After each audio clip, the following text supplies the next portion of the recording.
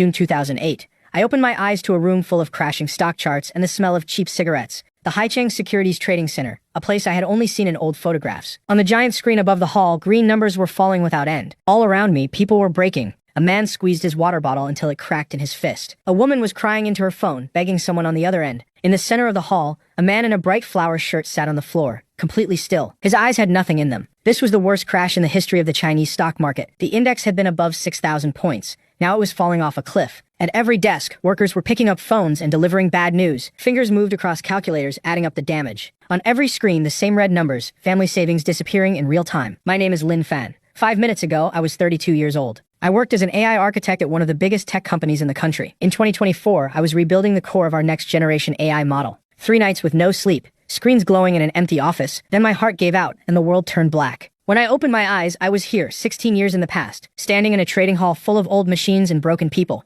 I looked at my hands, thin, smooth, young. I walked to the glass doors and studied my own reflection. 18 years old. The summer after high school, a face I had almost forgotten. I came back, I whispered, and the words made my lips tremble. That was when my fingers brushed something cold and smooth in my pocket. It was not a Nokia. It was not a flip phone. It was my test phone from 2024, the one I carried everywhere. The screen was dead black, but the weight in my hand was real. Inside this phone was my life's work, an offline AI with a full local database. I pressed it against my chest. My heart was racing. I came back to the past, and the future came with me. I slipped behind a thick concrete pillar, away from every pair of eyes in the room. My thumb shook as I pressed the power button. The screen woke up instantly. A soft blue sphere appeared in the center. No loading, no delay. The interface was bare, just one glowing icon in the middle of the screen. I held my breath and tapped it. The system check finished in seconds, no network, but the local database was complete. Everything was still here. All the data from 2024 saved on this one device. Stock records, technical files, world events, 16 years of information at my fingertips. Charts and data filled the screen more than any computer in this building could handle. In a world where smartphones did not even exist yet, this phone was a weapon. I opened the search bar and started typing. June 12, 2008.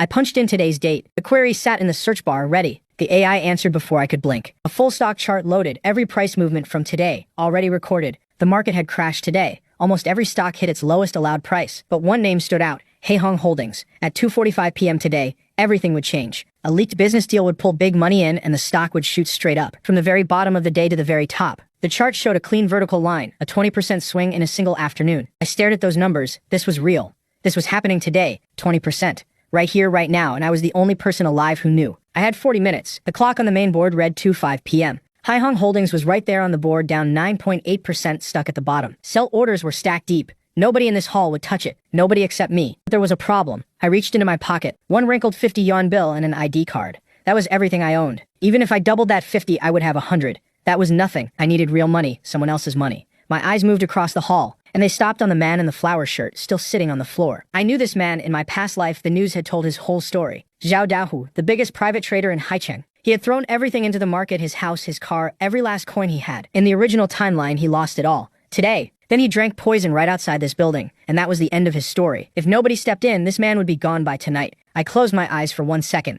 When I opened them, the nervousness was gone. I walked toward him, an 18-year-old body, a 32-year-old mind, and 40 minutes to rewrite everything. Dahu was still at his station, eyes fixed on the red numbers dropping across his screens. Want to make your money back? I kept my voice low and steady. To him, I was nobody, just a teenager in a dark sweater standing over a grown man. He raised his head slowly, not understanding why I was there. Then the confusion turned to anger. Get lost, he snapped. I'm busy. I didn't move. Behind him, the chart for Haihong was still falling. He looked up at me again, sharper this time, trying to read me. Your whole position is one stock, I said.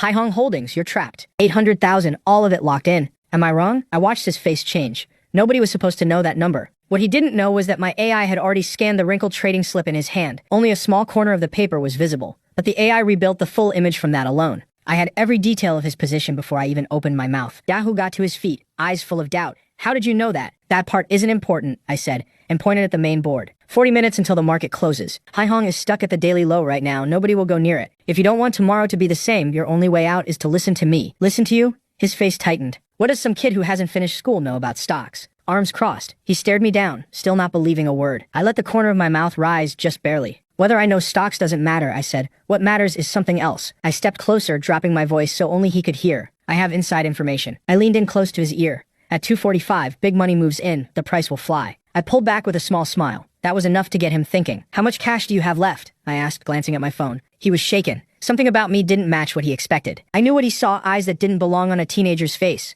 We sat down at his station, both of us facing the screens. 50,000, he said, voice barely there. That's the money for my daughter's school. His voice cracked on the word daughter. Fear was sitting right behind his eyes when he looked at the screen. 50,000 is enough, I said. I checked the clock. 2:10 p.m., 35 minutes left. Put all of it into Haihong at the lowest price. Do it now. Dahu shoved back from the desk. You're insane. There are tens of thousands of sell orders at the bottom, and the screen showed exactly that, nothing but red. Sellers everywhere. Those are fake orders, I said, keeping my voice flat. The big players put them there to scare people while they buy quietly. I said it without any change in my face. A lie, but a necessary one. The truth was simpler. The AI had already shown me what would happen today. At 2:45, those sell orders will vanish, I told him. Buy now or miss your chance. Wait too long and the price will move without you. He was still hesitating. I needed one more push. You already lost 500,000 out of 800. What's another 50? But if I'm right, your account goes up 20% before the close. Sell tomorrow at the open, and you get back half your money. Your call. Dahu turned and stared at the board. All he saw was green, and in this market, green meant loss. Sweat ran down his face in thick drops. I could see it in his eye, the last fight of a man with nothing left to lose. Fine, he said, turning toward the counter.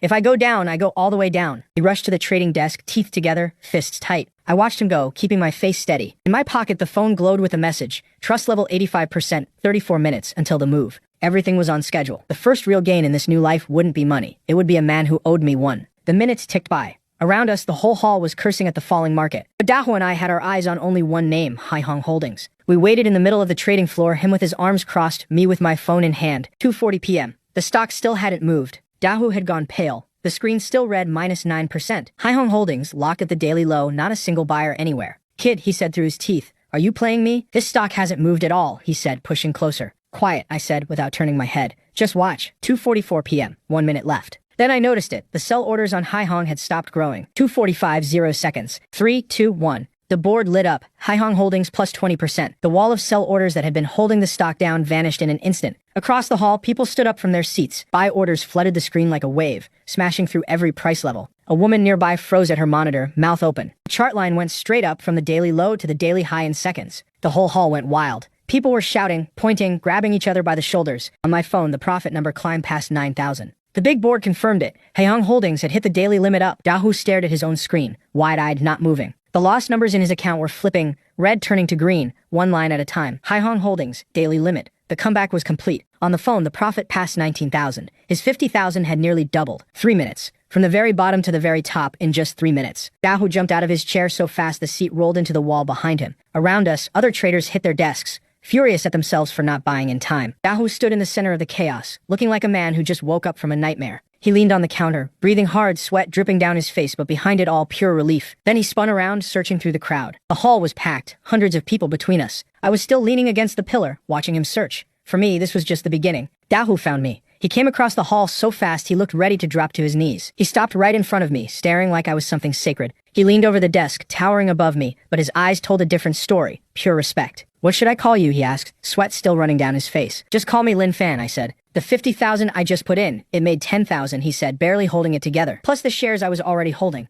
Today I got back over 100,000. He leaned in even closer. Master, what about tomorrow? Do I sell? Tomorrow it'll jump 5 points right at the open, I said. Sell everything. Not a single share left. He nodded fast, ready to follow every word. Around us, the trading hall buzzed with noise and red numbers. And something clicked in his head. His hand shot into his bag. He pulled out a stack of bills and held them toward me. A small thank you, master, Dahu said. Please accept it. I reached across the table and took the 2,000 without hesitating. That money was mine. I earned it. And in 2008, 2,000 was the perfect starting point. Thanks, I said. Give me your number. I might need your help with a few things soon. He agreed before I even finished the sentence. Anything you need, master. Just say the word, my life is yours. He bowed slightly and held out a business card. DEFA Building Materials Trading Company. General Manager, Zhao Gang. So that was his real name, Building Materials. That detail stopped me cold. Yuchu's family factory was going to collapse because its supply chain for building materials broke apart, and now I had a direct contact in that world. I smiled. I turned and headed for the exit. Sunlight poured in the moment I pushed through the doors. 2,000 in my pocket and a plan already forming. But first, I needed to move fast before Yuchu's father lost everything. Every day counted. The clock was already running. I had to grow this money into something real before the window closed. And in 2008, opportunities were everywhere if you knew where to find them. The stock market wasn't the only way.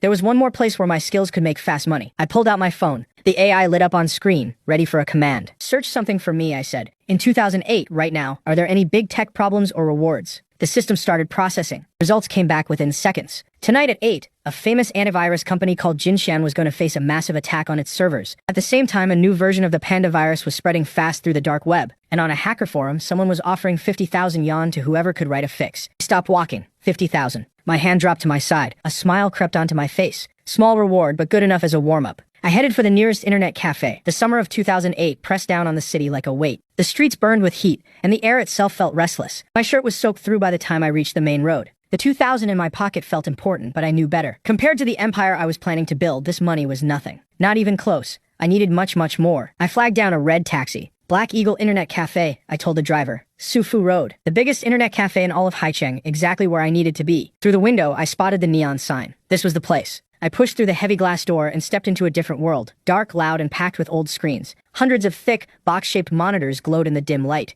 This was what 2008 really looked like. I walked through the smoky hall past rows of people bent over their keyboards. Clicking keys, shouting gamers, the smell of instant noodles, it hit me from every side. I walked to the front desk. All night, I said. The girl behind the counter barely looked at me. I put a 20 yuan bill on the counter. She chewed her gum, tapped something on her own screen, and slid me a card without a word. I took the card and headed deeper inside. Past the smoke, past the noise, toward the back corner where the broken machine sat. Every screen I passed showed the same kind of thing. Shooters or fantasy games with little characters running through villages. I found my spot, a row in the far corner. Most of the machines dead, one still working. The mouse was buried under a thick layer of dust. The left button barely clicked. I pulled out a tissue and cleaned it. This would do. I sat down and put my hands on the keyboard. A greasy face popped into my view from the side, grinning way too close. I turned my head, and there he was. Dapang, chewing on a sausage, round face and all. Zhu Dapang, my closest friend through all 3 years of high school. In my other life, when I had nothing left, this guy sold his car just to put money in my hand. But right now, he was just a kid, 18, headphones on, lost in some online game. He grinned at me with that baby face. No worries, no weight on his shoulders. I smiled back. Seeing him like this hit harder than I expected. His screen showed some fantasy world, villages, markets, a little character running down a dirt road. How come you're here? He asked. I thought you said you were staying home to rest these days. His hand was still on the mouse, half playing, half paying attention. He pulled his headphones down around his neck and waited for my answer. I came to do something important, I said. I kept the smile on my face but didn't explain. The memories from my other life pushed up for a moment. Him holding out those car keys, that stupid kind grin, but I shoved them back down. No time for feelings. Every second was worth money. I turned back to my screen. Lines of code filled the monitor as I opened the browser and dug deep. My fingers moved fast, typing in a dark web address that only a few people in the world would recognize. 2008 was one of the worst years for computer viruses, and that meant opportunity. The forum loaded. GeekHub. Right at the top sat the Panda virus post, and the reward was still open. The glow of the screen settled on my face. This was where the real work started. My fingers kept moving, typing line after line into the old machine. Out there in the digital world, a storm was building, a coordinated attack on the country's biggest antivirus companies. My phone from 2024 sat on the desk beside the monitor, its screen already showing a network map that no device in this era could produce. I had pulled it from my pocket just moments ago. Halo deployed. The phone was connected to this broken-down computer by a single cable, and it was already working. I reached over and tapped the dark screen. I gave the command silently in my head, transparent transfer mode, activate. Take over this machine's full access. The AI connected instantly. 16 years of future technology flowing through a single cable into a 2008 computer. The phone screen gave a quiet glow. A message appeared on the display, visible only to me. Host access confirmed, scanning network. I held the phone steady in front of the keyboard and let it do its work. Then a warning popped up, red text, countdown timers, and one word across the top. Alert. High-risk worm detected. Storm 1 hidden code present. Full outbreak in 15 minutes. Storm 1. That name stopped me cold. In my previous life, this virus hit in June 2008 and destroyed everything in its path. It took down a third of every internet cafe in the country. Entire rooms of machines, all dead at once. The virus went straight for the management system, the one weak point every cafe shared. After that, it flooded every screen with pop-up ads until the machines were useless. Cafe owners lost everything overnight, and most of them never reopened. I came here tonight to write code and collect a bounty. I never expected the virus to already be here, hiding inside this very network, waiting to go off. I looked at the swirling code on my monitor, and the corner of my mouth lifted. Then a shout broke out from across the hall. Blue screen.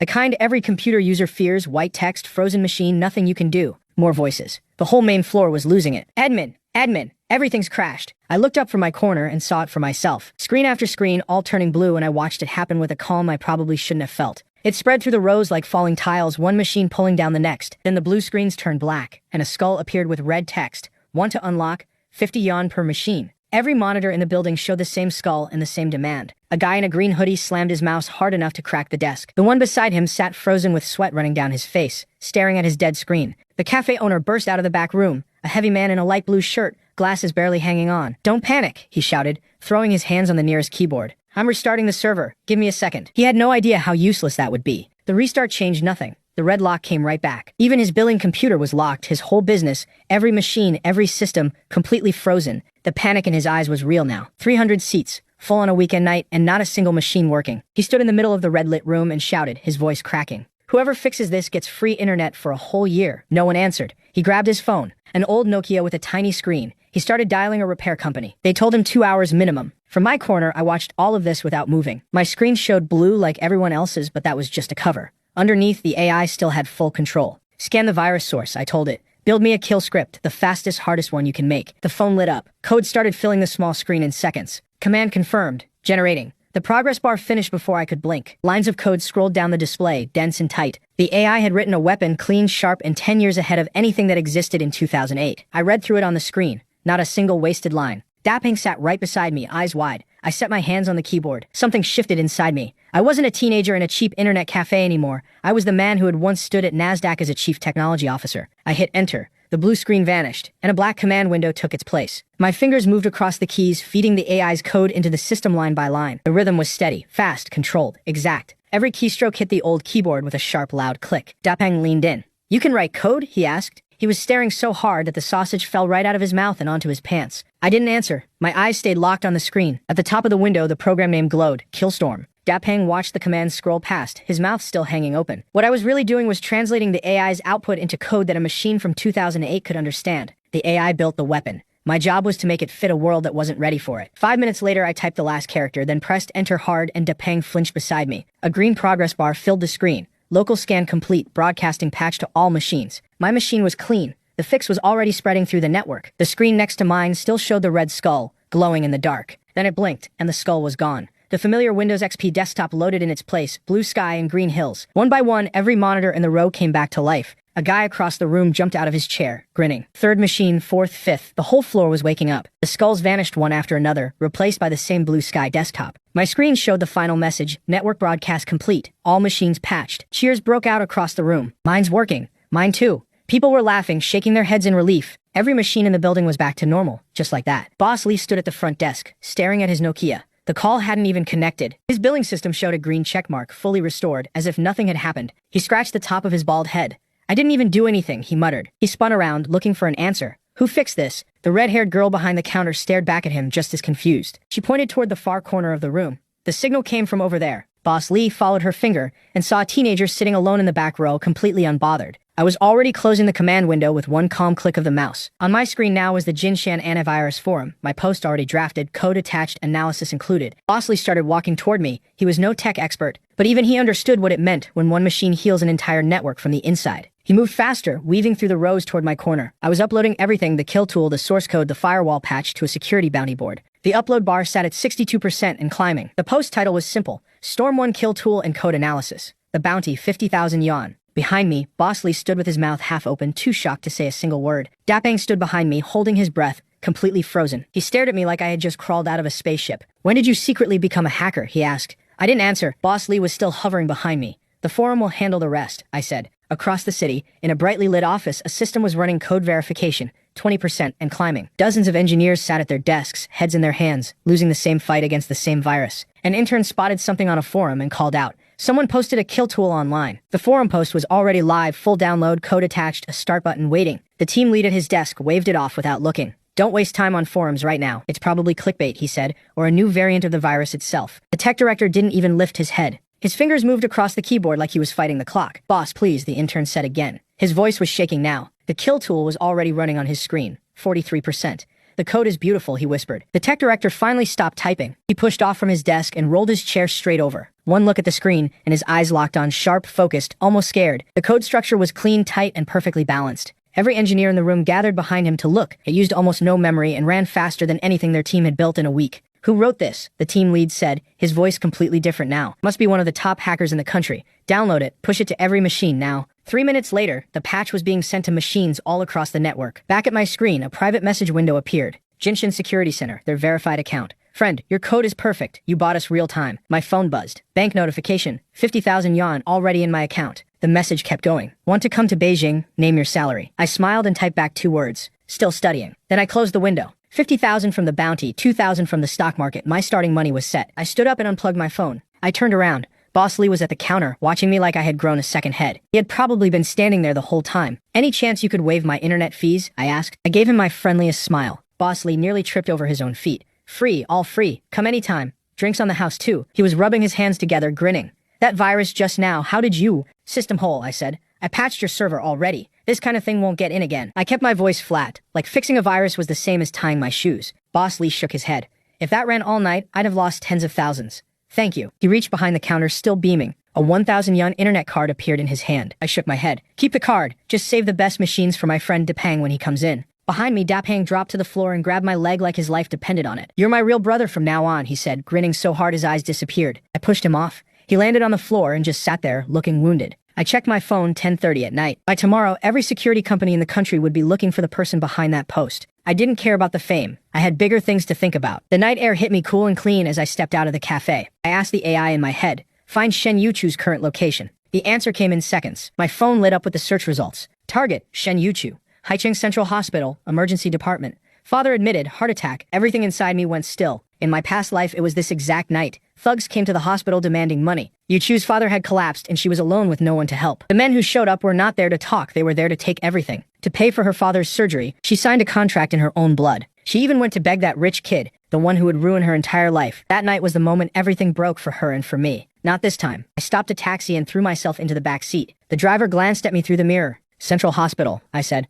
"Fast as you can. Faster. I'll pay double." The taxi shot forward, tires ripping through the wet road. I gripped the phone in my pocket. The 50,000 yuan sitting in that account was not just money, it was the first real weapon I had in this second life. Through the rain and the wipers, the red hospital cross appeared in the dark. I threw money at the driver and ran straight into the storm. Cold rain hit my face, and for 1 second my head went perfectly clear. I pushed through the glass doors, soaking wet, sharper than I had been all night. The hospital lobby smelled like chemicals and damp clothes. I didn't need to ask for directions. Every turn of this place was burned into my memory. Emergency observation area, bed 302. I slowed my pace in the corridor, still dripping. The hallway stretched out ahead, full of patients and worried families. In my last life, I came too late. By the time I arrived, Yuchu was sitting alone at the end of an empty hall, a blood-stained debt note in her lap, her eyes already dead. That memory pushed me forward. I turned the corner. Same hallway, same night, but this time I was not too late. 5 or 6 men in black tank tops had her surrounded outside the emergency room. The one in front was bald, built heavy, with tattoos covering both arms. A thick gold chain hung from his neck, and his face said he was done being patient. I stopped at the edge of the wall and watched. "Your old man's finished," the bald one said. "Hand over the factory that covers the debt. Sign the paper, now. Sign, and we'll cover the surgery. Simple deal. Otherwise, nobody walks through that door tonight." And there she was, right in the middle of all of them, Yuchu. She stood in front of the emergency room door with her arms spread wide, blocking it. Wet hair stuck to her white face. She looked like she might fall apart any second, but she bit down on her lip and held her ground, not one step back. She hadn't moved, arms wide, her whole body pressed against the hospital room door. "This is a hospital," she shouted. "You can't do this here." Her voice was shaking, but there was something hard underneath it. She held up her phone. 110 already dialed. The call timer running. The bald man cracked his knuckles. "Called the cops, did you? Debts get paid. That's how the world works. Even the police know that." Yuchu held her ground, but he didn't care. He grinned and reached toward her. "Go in there and pull the old man's oxygen line," he told his men. "Then we'll see how fast she signs." A few doctors and nurses stepped forward, wanting to stop it. One look from the thugs sent them right back again. Yuchu closed her eyes. She stood there alone, and I could feel her breaking from where I watched. The bald man's hand came down toward her shoulder, and I caught his wrist before it landed. "Making trouble at a hospital," I said. "Not very smart." The whole corridor went silent. Yuchu's eyes flew open. I stood between them, still dripping from the rain. I kept my gaze forward, not on her, on him. I put every bit of cold I had right behind my eyes. She knew me, Lin Fan. Same school, different class. We had never spoken a single word to each other before tonight. At school, I was just the quiet one who always scored first. Our families lived a few streets apart, but our worlds never crossed. Every doctor and patient in the hall had backed away. I was the only one who stepped forward. The surprise on Wang Qiang's face lasted half a second before the anger took over. He yanked hard, trying to rip his wrist free, but my grip held. He was twice my size, and he could not shake me loose. "Where did you come from, you little punk?" he snarled. "Just the two of us standing in the long, quiet corridor. Playing hero for some girl?" he said. "You want to die?" He pulled back his free fist. I didn't even blink. Inside my head, the AI was already running. Face scan, full search, everything at once. I pulled out my phone. 1 second was all I needed. The screen lit up with a match. Target Wang Qiang. His full name, his street name, his whole record, laid out in front of me. Low-level boss in a loan shark gang based right here in Haicheng. And the weakness he had been stealing from his own boss's collections to cover his gambling losses. Everything I needed found in 1 second. I let go of his wrist and gave him a light push that sent him stumbling back 2 steps. "I don't want to fight," I said. I reached into my pocket and pulled out a tissue.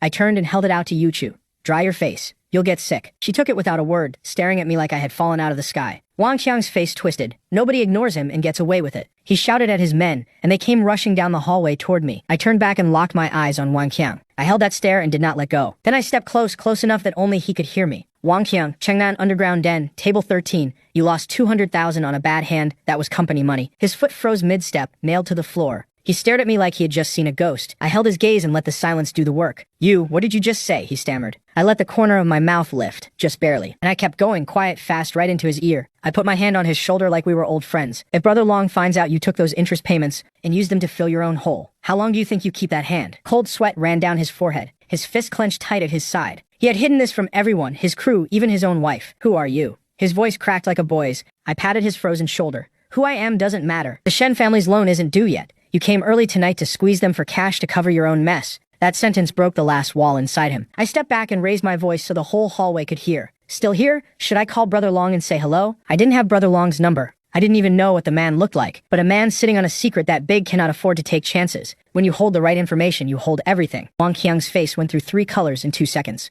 He was trying to decide what if this kid really has connections. He couldn't risk it. He ground his teeth until I heard them creak. Fine, he barked, pointing past me at Yuchu.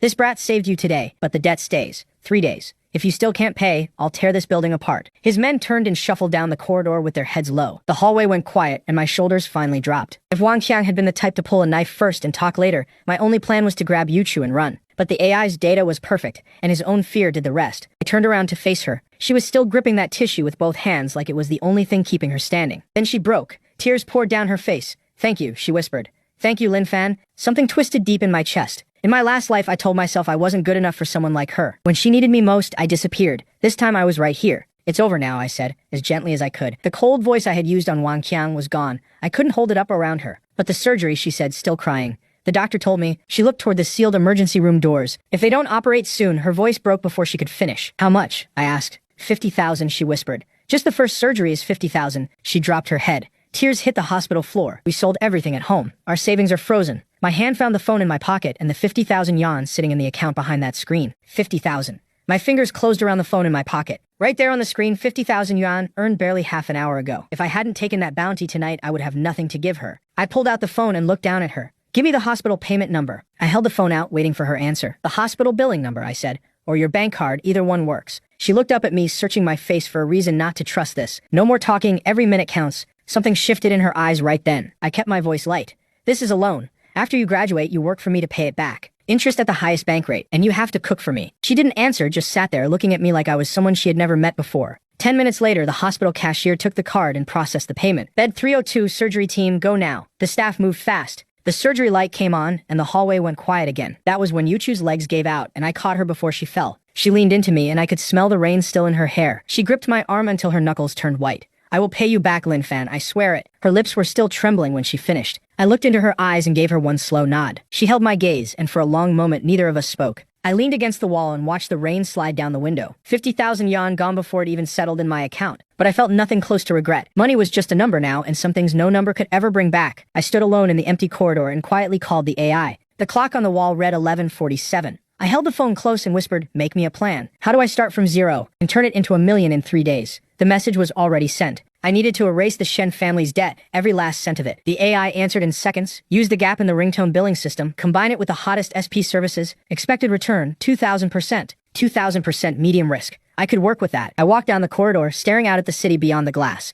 Behind me, Haihong Central Hospital sat quiet under the dark sky. The rain had stopped, but I was just getting started. 2 in the morning, and I was standing at the internet cafe door. Inside, the all-night crowd was in full swing, screens glowing, keyboards rattling. A girl with wild red hair was working the counter, looking bored out of her mind. The place smelled like old noodle soup and energy drinks, same as always. You're finally back, Dapeng called from the counter, chopsticks in one hand. He had been leaning over the bar, chatting up the cashier with some stories she clearly didn't believe. Dapeng grinned. Boss Lee saved the VIP room for you. Real sofa, cold air, and a whole case of cola. I walked straight into the back, the so-called VIP section. A small room behind frosted glass, but it had everything I needed. 2 computers with decent power, a leather sofa, and enough cola to last a week. Stop playing games, I said. Time to work. I reached into the box and grabbed a cold can. The cola went down fast and pushed the exhaustion back a step. Dapeng blinked at me. Work? At 2 in the morning? My fingers were already moving on the keyboard. No more small jobs. He dropped onto the sofa, and the whole thing groaned under his weight. I glanced over at him, then reached into my pocket. I set the phone on the desk between us, the one from the future. Want to make 1,000,000 yuan in 3 days? Dapeng choked on his cola so hard it almost came out of his nose. He coughed twice. Are you crazy? Even robbing a bank needs a plan. 1,000,000 in 3 days? SP business. He stopped coughing and just stared at me. Dapeng lived in internet cafes. Of course he knew what SP meant. 2008 was the wild age of mobile services. Ringtone downloads, weather texts, fortune messages, tiny services that made huge money. The two of us sat side by side in that small room, lit by nothing but our screens. My hands moved across the keyboard while I laid it all out. The problem is, the whole business is run by dangerous middlemen. Some of them are basically gangs. Dapeng shook his head. And the phone carriers are watching now too. The old scam codes can't get through their filters anymore, he said. I smiled. Who said anything about scamming? I powered up the second computer. My fingers settled on the keys, steady and light. We're building something people actually want, something they'll be happy to pay for. I turned and looked straight at him. Your cousin, Erhu. He works at an SP company as a channel manager, right? And he has access to mobile billing codes. I let the grin show. Dapeng's eyes went round. How do you know that? I never said a word about him. I didn't explain. Call him right now. I don't care where he is. Tell him there's a deal that will multiply his monthly numbers by 10. Dapeng couldn't decide if I was crazy or 3 steps ahead of everyone, but he pulled a beat-up Nokia from his ripped jeans and started dialing. While he argued his cousin out of bed, I was already on to the next step. I picked up the AI phone and gave it quiet orders. The screen filled with text, target platforms, Symbian S60 J2ME. Behind me, Dapeng was sweating into the phone, trying to make his cousin believe him. The AI kept building. Core features appeared on the screen one line at a time. Code started writing itself faster than any team of programmers could dream of. A messaging app that worked on every phone with tricks to send messages almost for free. Out in the main hall, the cafe was full of gamers who had no idea what was being born in this back room. The AI reached into its future database and rebuilt everything to fit 2008 hardware. I watched the progress and let myself smile. The phone glowed bright, holographic light rising from the screen as it ran at full power. Every line of modern code was being translated into something a cheap phone from this era could run. Light pulsed from the screen as the project neared the finish line. In 2008, Nokia owned the phone market. People were still pressing tiny keys 3 times just to type one letter, and paying for every single text. 3 platform icons appeared on the screen. S60 J2ME MTK. All green, all ready. The app was called SoulLink, a messaging tool barely 200 kilobytes, built to change everything. My fingers were a blur on the keys. The code didn't come line by line, it poured onto the screen in whole blocks. 3 monitors filled with code, all built in seconds. I watched the AI tear through every wall Symbian had put up. System locks, security layers, all cracked and cleared. The door swung open and cheap alcohol flooded the booth. Erhu had arrived. This is the genius you told me about. I could hear the doubt before I even looked up. I didn't bother answering, I just held up the phone. Your phone runs S60 3rd version, right? Erhu blinked, then slowly pulled out his brand new Nokia. Turn on Bluetooth, I told him. He frowned, but did it, setting the phone on the table next to his drink. The file went through in seconds. SoulLink installed a jar. Install it. Then pick anyone from your contacts and send them a message. Erhu stared at his screen with narrow eyes. If this gives me a virus, I swear I'll break you both. I leaned back in my seat and let the threat float past me. The app finished installing before he could complain again. Erhu opened it and tried typing, just 2 letters on the tiny keys. His whole face changed. The app predicted the full sentence before he finished. He tried again, typing something rude this time. The prediction nailed it perfectly. He grinned in spite of himself. Top right corner, I said. Hit the crush test button. Erhu shrugged and tapped it. A pink screen filled with floating hearts appeared. Enter your crush's number and find out if they like you back. I brought him back to the cafe to see the full system up close. The moment he read the details, something shifted behind his eyes. This feature is insane, Erhu said. You built this to play with people's feelings. Without another word, he was already punching a girl's phone number into the crush test. The screen popped up. Sent. Want to see if she opened it? Unlock VIP for just 2 yuan. The yes button glowed bright pink. Erhu knew exactly what this was, a billing trap. He had worked in the business long enough to see it, but when he looked at me again, the doubt in his eyes was gone. Something else had taken its place. I could practically see gold coins reflected in them. This is just a demo. Give me the billing access and I'll launch it tonight, 50-50 split. He took a long drink from his can and called me kid, like I wasn't worth his time. Then he narrowed his eyes, switching into business mode. The channel is mine, he said, crossing his arms. And the code, I could pay someone to crack it. I pointed at the screen full of thick, protected code. It changes itself every 10 minutes. Without me, nobody can keep it alive. I stood up and turned toward the door. If you don't want the deal, I'll walk straight to Wang Qiang. I'm sure he'd love to hear about this. Erhu's face went tight the moment he heard that name. I sat back down with a small smile and let the silence do the rest. He stared at me like he couldn't believe a teenager was doing this to him. I wasn't a teenager, not where it counted. 60-40. Erhu tried, leaning forward. I take 60. I still have to keep my contacts at the mobile company happy. I didn't budge. 50-50 and daily payments. Every noon, yesterday's share goes straight into my account, not 1 cent short. The room went completely silent. Just the hum of the computer fans. Erhu slapped his thigh. Fine, deal. If you really pull this off, I'll call you boss. He reached into his jacket. A small USB drive hung from his fingers by a red string. I took it, full billing access for every major carrier, all on one tiny stick. The next 6 hours disappeared. Dapeng sat in the corner, thumbs flying, posting ads to every forum and message board he could find. The promotional copy came from the AI, every headline designed to make young people click. Find out who has a crush on you. The secret confession tool everyone's using. By 7 a.m., the posts were live everywhere. While Dapeng pushed the marketing, I was still deep in code. Payment systems, billing codes, carrier connections. I wired them all into SoulLink. Cloud storage, network setup, backup servers, one piece after another. I borrowed outside server space as a relay and covered every weak point I could find. The first line of sunlight crept through the dirty curtains. My eyes burned, red lines running through them from a full night without rest. I pressed the last key. The screen read, Project SoulLink, now live. Downloads, 0. Version 1.0 was officially out in the world. Dapeng looked up with dark circles so heavy they seemed painted on. I pushed back from the desk and stretched until my shoulders cracked. Then I walked to the window and looked down at the street. Breakfast carts were steaming. Students in uniform hurried past on their way to school. A small smile crossed my face. Now we just had to wait. By 10 that morning, exams were over at Haihong First High. Most students had gone home, but a few still hung around the classroom. In the back row, a boy named Zhang Wei was hiding his phone under the desk, grinning at the screen. The girl sitting ahead of him turned around. What are you smiling at? Zhang Wei held a finger to his lips. Let me show you something good. He tilted the phone toward her. Found this on a forum just now. It's amazing. It's called SoulLink. The typing is super fast and it has a crush test. That's fake, the girl said, but she was already leaning in. She took the phone from his hands before he could say another word. Two heads together, one small screen between them, warm light filling the classroom. I put in the class beauty's number from next door, Zhang Wei whispered. The phone showed a match result, and his face turned red with excitement. I paid 2 yuan to check the details, he said. It said she has long hair, and she likes white dresses.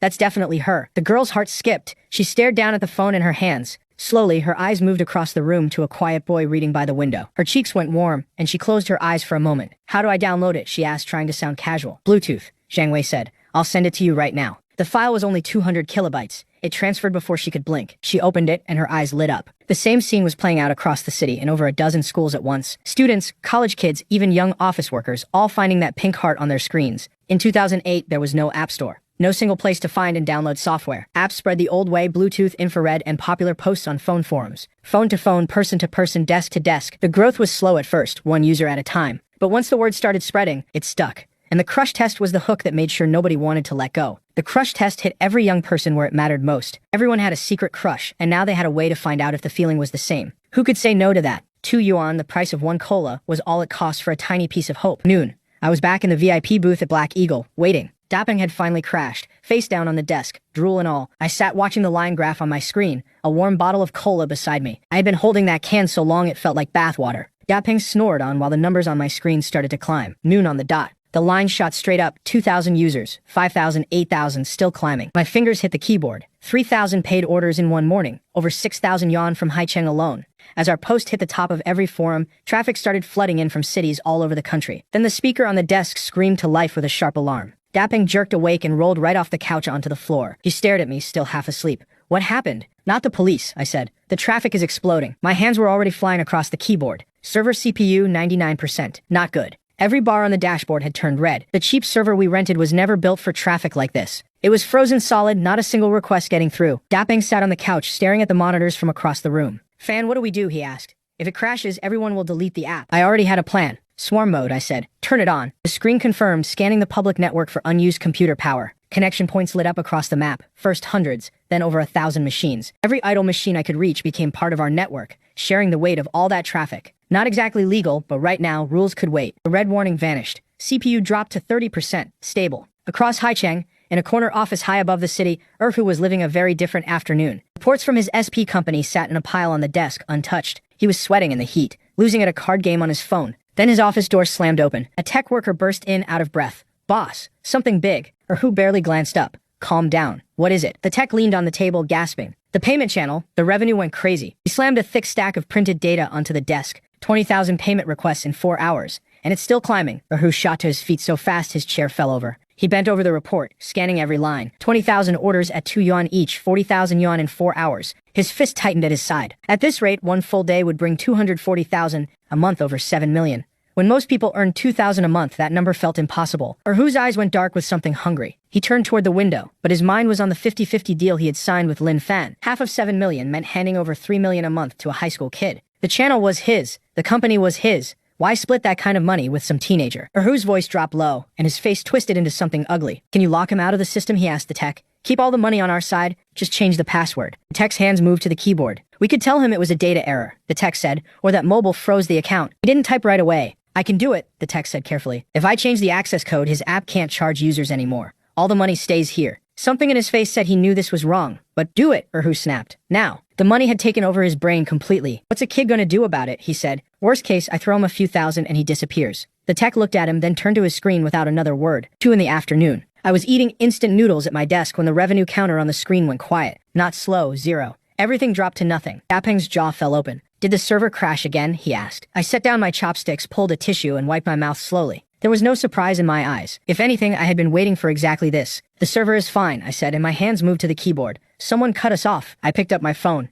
The system log told me everything. Error 403, access denied. Erhu's SP company had changed the password. Dapeng's face went red. That bastard Erhu. He's trying to steal all of it. He was so angry he knocked my noodle cup off the desk. I'll go find him and break his teeth, Dapeng shouted. Sit down, I said, and the cold in my voice stopped him. He froze near the door. But Fan, that's tens of thousands of yuan. That's the money for you choose, Dad, he said, and his voice cracked. His eyes were red, and not from tiredness. I know, I said quietly and stood up. I looked out the window at the streets below. The city glowed gold under the late afternoon sky. Greed is the best bait, I said, and Erhu just swallowed the whole thing. If he didn't cheat me first, I wouldn't have a reason to take him down. I turned back to the screen. A network map covered in red dots was already waiting. When I built SolLink, I buried a trap inside the code, something nobody would ever notice. A logic bomb hidden so deep that not even a good programmer could find it. The trigger was simple. If the payment connection failed more than 3 times, the bomb goes off. My phone buzzed with a confirmation message. The bomb was already active. It locked every business channel that Erhu's company had, every single one. And it sent an anonymous report straight to China Mobile's main office, with 3 years of proof that his company had been charging people illegally. He wanted my money.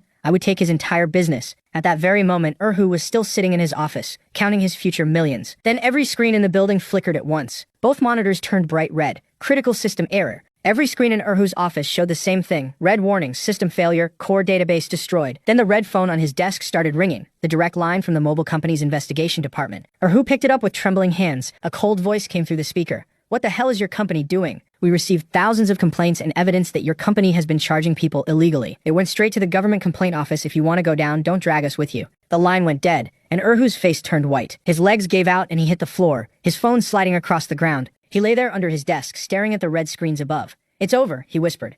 That kid is the devil. 5 minutes later, my phone rang. Erhu's name on the screen. I let it ring twice before I picked up. I said nothing, just listened. Boss Fan, please, Erhu begged. I was wrong. Stop this, he said, his voice cracking. The investigators are already coming. If I go to prison, you lose your money too. Now he understood fear. I leaned back in my chair. You seemed pretty confident when you changed that password. I was stupid, Erhu said, and I heard the sharp crack of a slap. He was hitting his own face. I sat there and let him punish himself a while longer. The split stays at 50-50, I said. On the other end, Erhu was already offering me 70-80%. He didn't care anymore. Just pull back the report, he begged. I'll give you whatever you want, and unlock the system, please. First, you'll bring me 500,000 in cash, I said. 30 minutes, to the internet cafe. If you're short by 1 yuan, you can sit in prison and think about it. I'll do it right now, Erhu screamed. I'm going to the bank. He hung up and ran like his life depended on it. I put down my phone and turned to Dapeng, who was staring at me with his jaw hanging open. Get a bag ready, I said. I leaned back and looked out the window. The city had never looked this good. Half an hour later, Erhu appeared in the doorway, face red, shirt soaked, carrying a heavy black bag. I didn't move. He stared at me like I was something that shouldn't exist. He set the cash on the desk without a word, sweat dripping from his jaw. Dapeng's eyes went wide. The boy looked like he forgot how to breathe. 50 stacks of 100 yuan bills lined up in neat rows across the table. I didn't bother counting.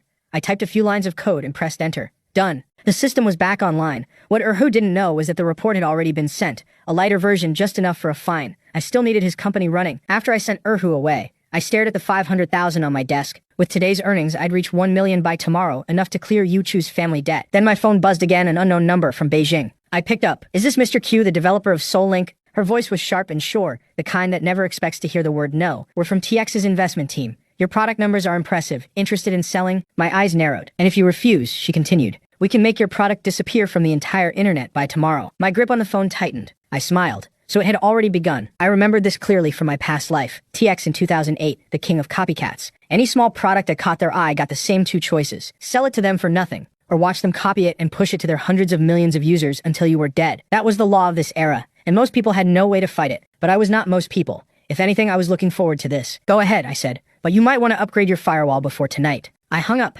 packed the 500,000 into the bag and threw it over my shoulder. What about the big company? Dapeng asked. Let them feel brave for a while, I said. I pushed the door open and stepped out with Dapeng behind me. The sun hit us, warm and sharp. Big companies ruled this world with size. But real skill was the one thing they could never copy. The hospital corridors stretched long and cold under white lights. A doctor walked past without stopping, and the smell of cleaning chemicals hung in the air. Yuchu sat on a bench outside the emergency room, her head down, her hands pressed tight together. Her knuckles had gone white from the pressure. Mud from last night's rain still covered the bottom of her school uniform. She looked like she had nothing left. Nearby, her mother Lu Pingping leaned against the wall, crying softly and holding a thick stack of papers. Debt collection notices, dozens of them, thick enough to use as a brick. "Mom, don't cry," Yuchu said, her voice rough and dry. She sat still while her mother cried beside her. "We'll find a way." Her mother shook her head. "What way?" Liu Pingping looked up with swollen red eyes. "The surgery money, we managed to get enough for that. But the people we owe called again just now. They said if we don't pay by tomorrow, they're taking the house. This time our family is really finished," she whispered. Yuchu bit her lip until she tasted blood. Then footsteps echoed from the far end of the corridor and she looked up. We came around the corner.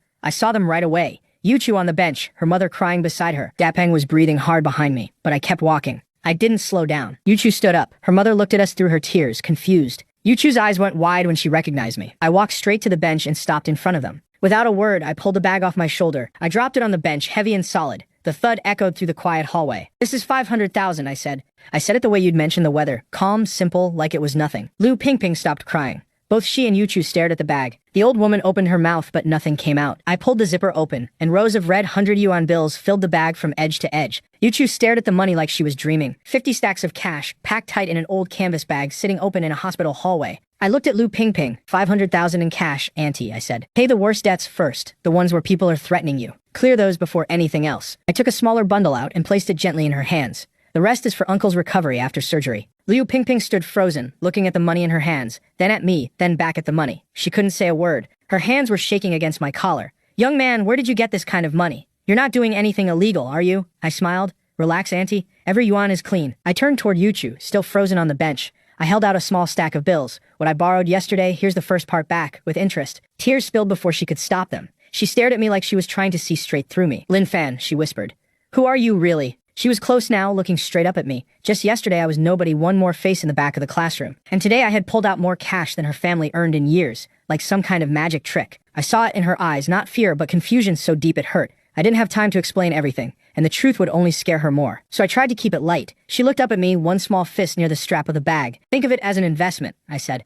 "A future great physicist is worth a lot more than 500,000. She had no idea what I meant by physicist, but she understood the part that mattered, that I believed in her, and I wasn't going to walk away. With trembling hands, she reached out and took the bag from me. The weight surprised her. Her arms sank the moment she held it. 500,000 in cash is heavier than people think. Liu Pingping stood nearby, watching everything. For the first time in days, the panic on her face had started to fade. I refused her offer to write a receipt and turned to leave. Dapeng fell into step beside me. The evening air hit us the moment we stepped outside. Dapeng looked like he was about to collapse. He dropped onto the front steps and sat there, breathing hard. "Boss," he gasped. "That was 500,000. You just handed it over, didn't even ask for a receipt." He stared at me like I'd lost my mind. I let him sit with that thought for a second. I lit a cigarette and looked out at the quiet street. Old habit from my past life. This young body still didn't love the taste. "That money will come back fast," I said. Dapeng looked at me confused. I held the cigarette loosely and met his eyes. "TX already has their eyes on us. Hasn't that been obvious?" "You were pretty bold with them on the phone," Dapeng muttered. I narrowed my eyes. "They've already made their move." I pulled out my phone. The numbers told the whole story. The smooth growth line had crashed 10 minutes ago. Active users cut in half. 50% gone, just like that.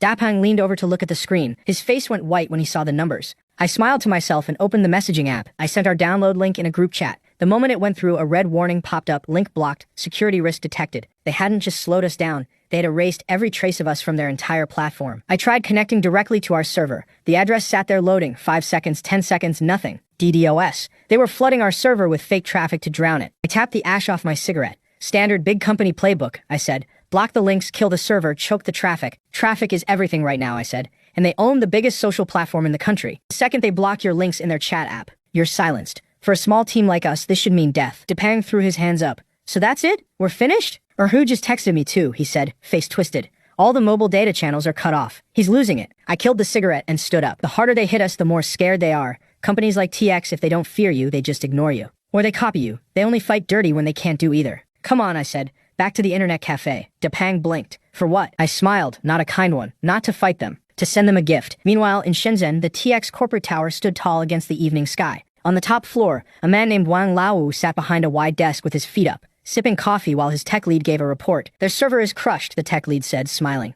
"Every link blocked across our platform. Right now, they're dead." Wang Laowu took a slow sip of his coffee and said nothing for a moment. Then he set the cup down and stood. Just a high school kid who doesn't know his place. The corner of his mouth curled up. He looked like a man who had never once been surprised by anything. "Thinks he can challenge us with some clever little app," the tech lead added, eager to agree. Wang Laowu leaned forward, both hands on the desk. In this industry, whoever we decide to kill dies. The tech lead hesitated. There is one thing, sir. We tried to take apart their core code. Their smart suggestion feature, we can't find any local database for it. He pointed to a network map on the wall screen. It connects in real time to some kind of massive cloud system we've never seen. Our engineers tried to build a copy. Best result, 1/10 the speed. Wang Lao frowned. Then keep attacking the server. Don't stop. Tomorrow I want our own matching feature live, looking exactly like theirs. The tech lead bowed fast. Yes, sir. Wang Lao turned to the window and stared out at the city below. In his mind, this war was already over. Technology meant nothing against money and traffic. What he didn't know was that at that same moment, in a worn-out internet cafe far away, I was already sitting in front of 3 screens. My fingers moved fast across the keyboard. The VIP room was dark except for the blue glow of the monitors. This was my battlefield now. Green code filled the screen, not normal programming, but something much deeper, close to the language that machines actually speak. I was picking apart their security system piece by piece. My AI assistant displayed its findings on the phone beside me. TX's scanner used simple rules to detect threats, old basic methods. I read every line of the report, and I kept typing. There it was, a gap. When their scanner hit a complex file, it would time out and skip the check entirely. Security software from 2008, still running on simple block and allow lists. As long as you wrapped your file in enough layers of protection, their whole defense could be walked right around. I saw the opening on my phone and knew exactly what to do. If they locked my front door, I'd go through the back. I turned to Dapeng. All those fake accounts we registered on the forums, log into every single one. Every platform, every account. Dapeng blinked. Every forum? What are we posting? A free update, I said. My mind was already 3 steps ahead. TX had just rushed out their own matching feature, a cheap copy they built in hours. It went live half an hour ago. I pulled it up on screen. They called it Chat Match. Built directly into their messaging app with user profiles and matching scores. Same features as ours, completely free. That was how giants fought. Copy everything, charge nothing, and crush you with size alone. But I had been waiting for exactly this. Generate the code, I told the AI. Codename Trojan Apple. The plan was simple. I would build a small tool, a chat match accelerator. It would claim to crack the VIP features of TX's new matching system for free. See who secretly has a crush on you, no payment needed. The kind of thing people can't resist clicking. The AI started building the trap. My real code was hidden inside. This was the oldest trick in the book. Give people something they want, and hide your weapon inside the gift. In 2008, regular users loved downloading hacks and cheat tools. Free shortcuts were impossible to resist. And the beautiful part, my tool actually worked. It really did crack some of TX's features. It used security holes that TX hadn't fixed yet. But under the surface, it carried something else entirely. The moment anyone ran my little tool, the code hidden inside would wake up, silently, invisibly, and go to work. It would install a tiny driver, only 20 kilobytes. It would not steal data or damage anything. Dapeng stared at me, confused. So what does it actually do? One thing, I said. Whenever someone plugs their phone into the computer to charge or copy music, the driver pushes a hidden service onto the phone. That service was Linksy, rebuilt from nothing, disguised as part of the phone's own system. I kept typing as I explained. The code would quietly rewrite the phone's system files and redirect every chat request meant for TX straight to my servers. Every user TX spent money to attract would end up on my platform instead. Dapeng's mouth fell open. That is insane. He sat there frozen, still trying to understand what I had described. It's called a technical counterattack, I said, and kept typing. I hit enter. The package was finished. It began spreading across the network. 10 minutes later, every hacker forum and software download site lit up with new posts. Chatmatch free crack version leaked. The top post already had hundreds of replies. Each post had a clean download link and step-by-step instructions. The tool actually worked. Real matching results, real names. People trusted it right away. Screenshots and reviews flooded every platform. The post went viral within the hour. The download counter passed 10,000 and kept climbing. Meanwhile, at TX headquarters in Shenzhen, an employee came running down the hallway. The tech lead burst through the office door with a grin on his face. Our chat match just passed 1 million visits, he announced. Wang Laowu leaned back and smiled, the smile of a man who believed he had already won. Nobody can beat us, he said. That kid, he's finished. He stood and spread his arms wide. Celebration dinner tonight, seafood for everyone on me. But the celebration never started. Something strange was happening on the monitoring screens. 2 hours later, the tech department's phones would not stop ringing. An engineer hurried over to the tech lead. Sir, something is wrong with our back-end data. We're showing millions of access requests, he said, but the database has 0 user records. Not a single one. The tech lead froze. What do you mean? Users are clicking our features, the engineer explained, but the data is disappearing, being sent somewhere else entirely. It's being redirected to another server, he said, his voice cracking. That's impossible, the tech lead said. Then the big monitoring wall lit up with a pattern no one expected. TX's traffic was dropping fast.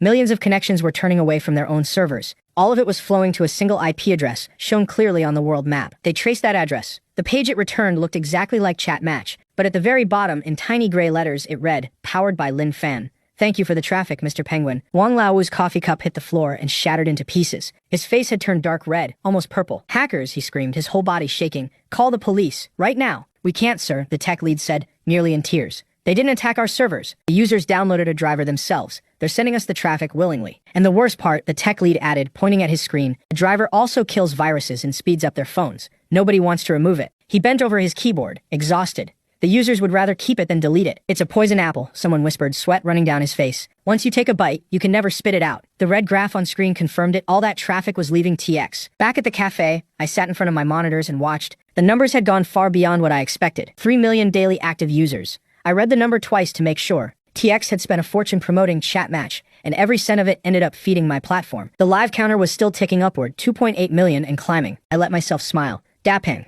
how much money are we making this time? His voice was almost shaking. I looked at him. We're not making money this time. My eyes were on the screen, but my mind was somewhere else. The mobile internet age was coming, and I had 3 million users already in my hand. What we're building next is not a small app anymore, I said. I walked to the whiteboard and picked up the marker. I wrote one word. VX. I was going to end the age of text messages right here in 2008. If TX wanted a war, I would bring it to their front door. I would tear out the roots of their empire. My hands returned to the keyboard.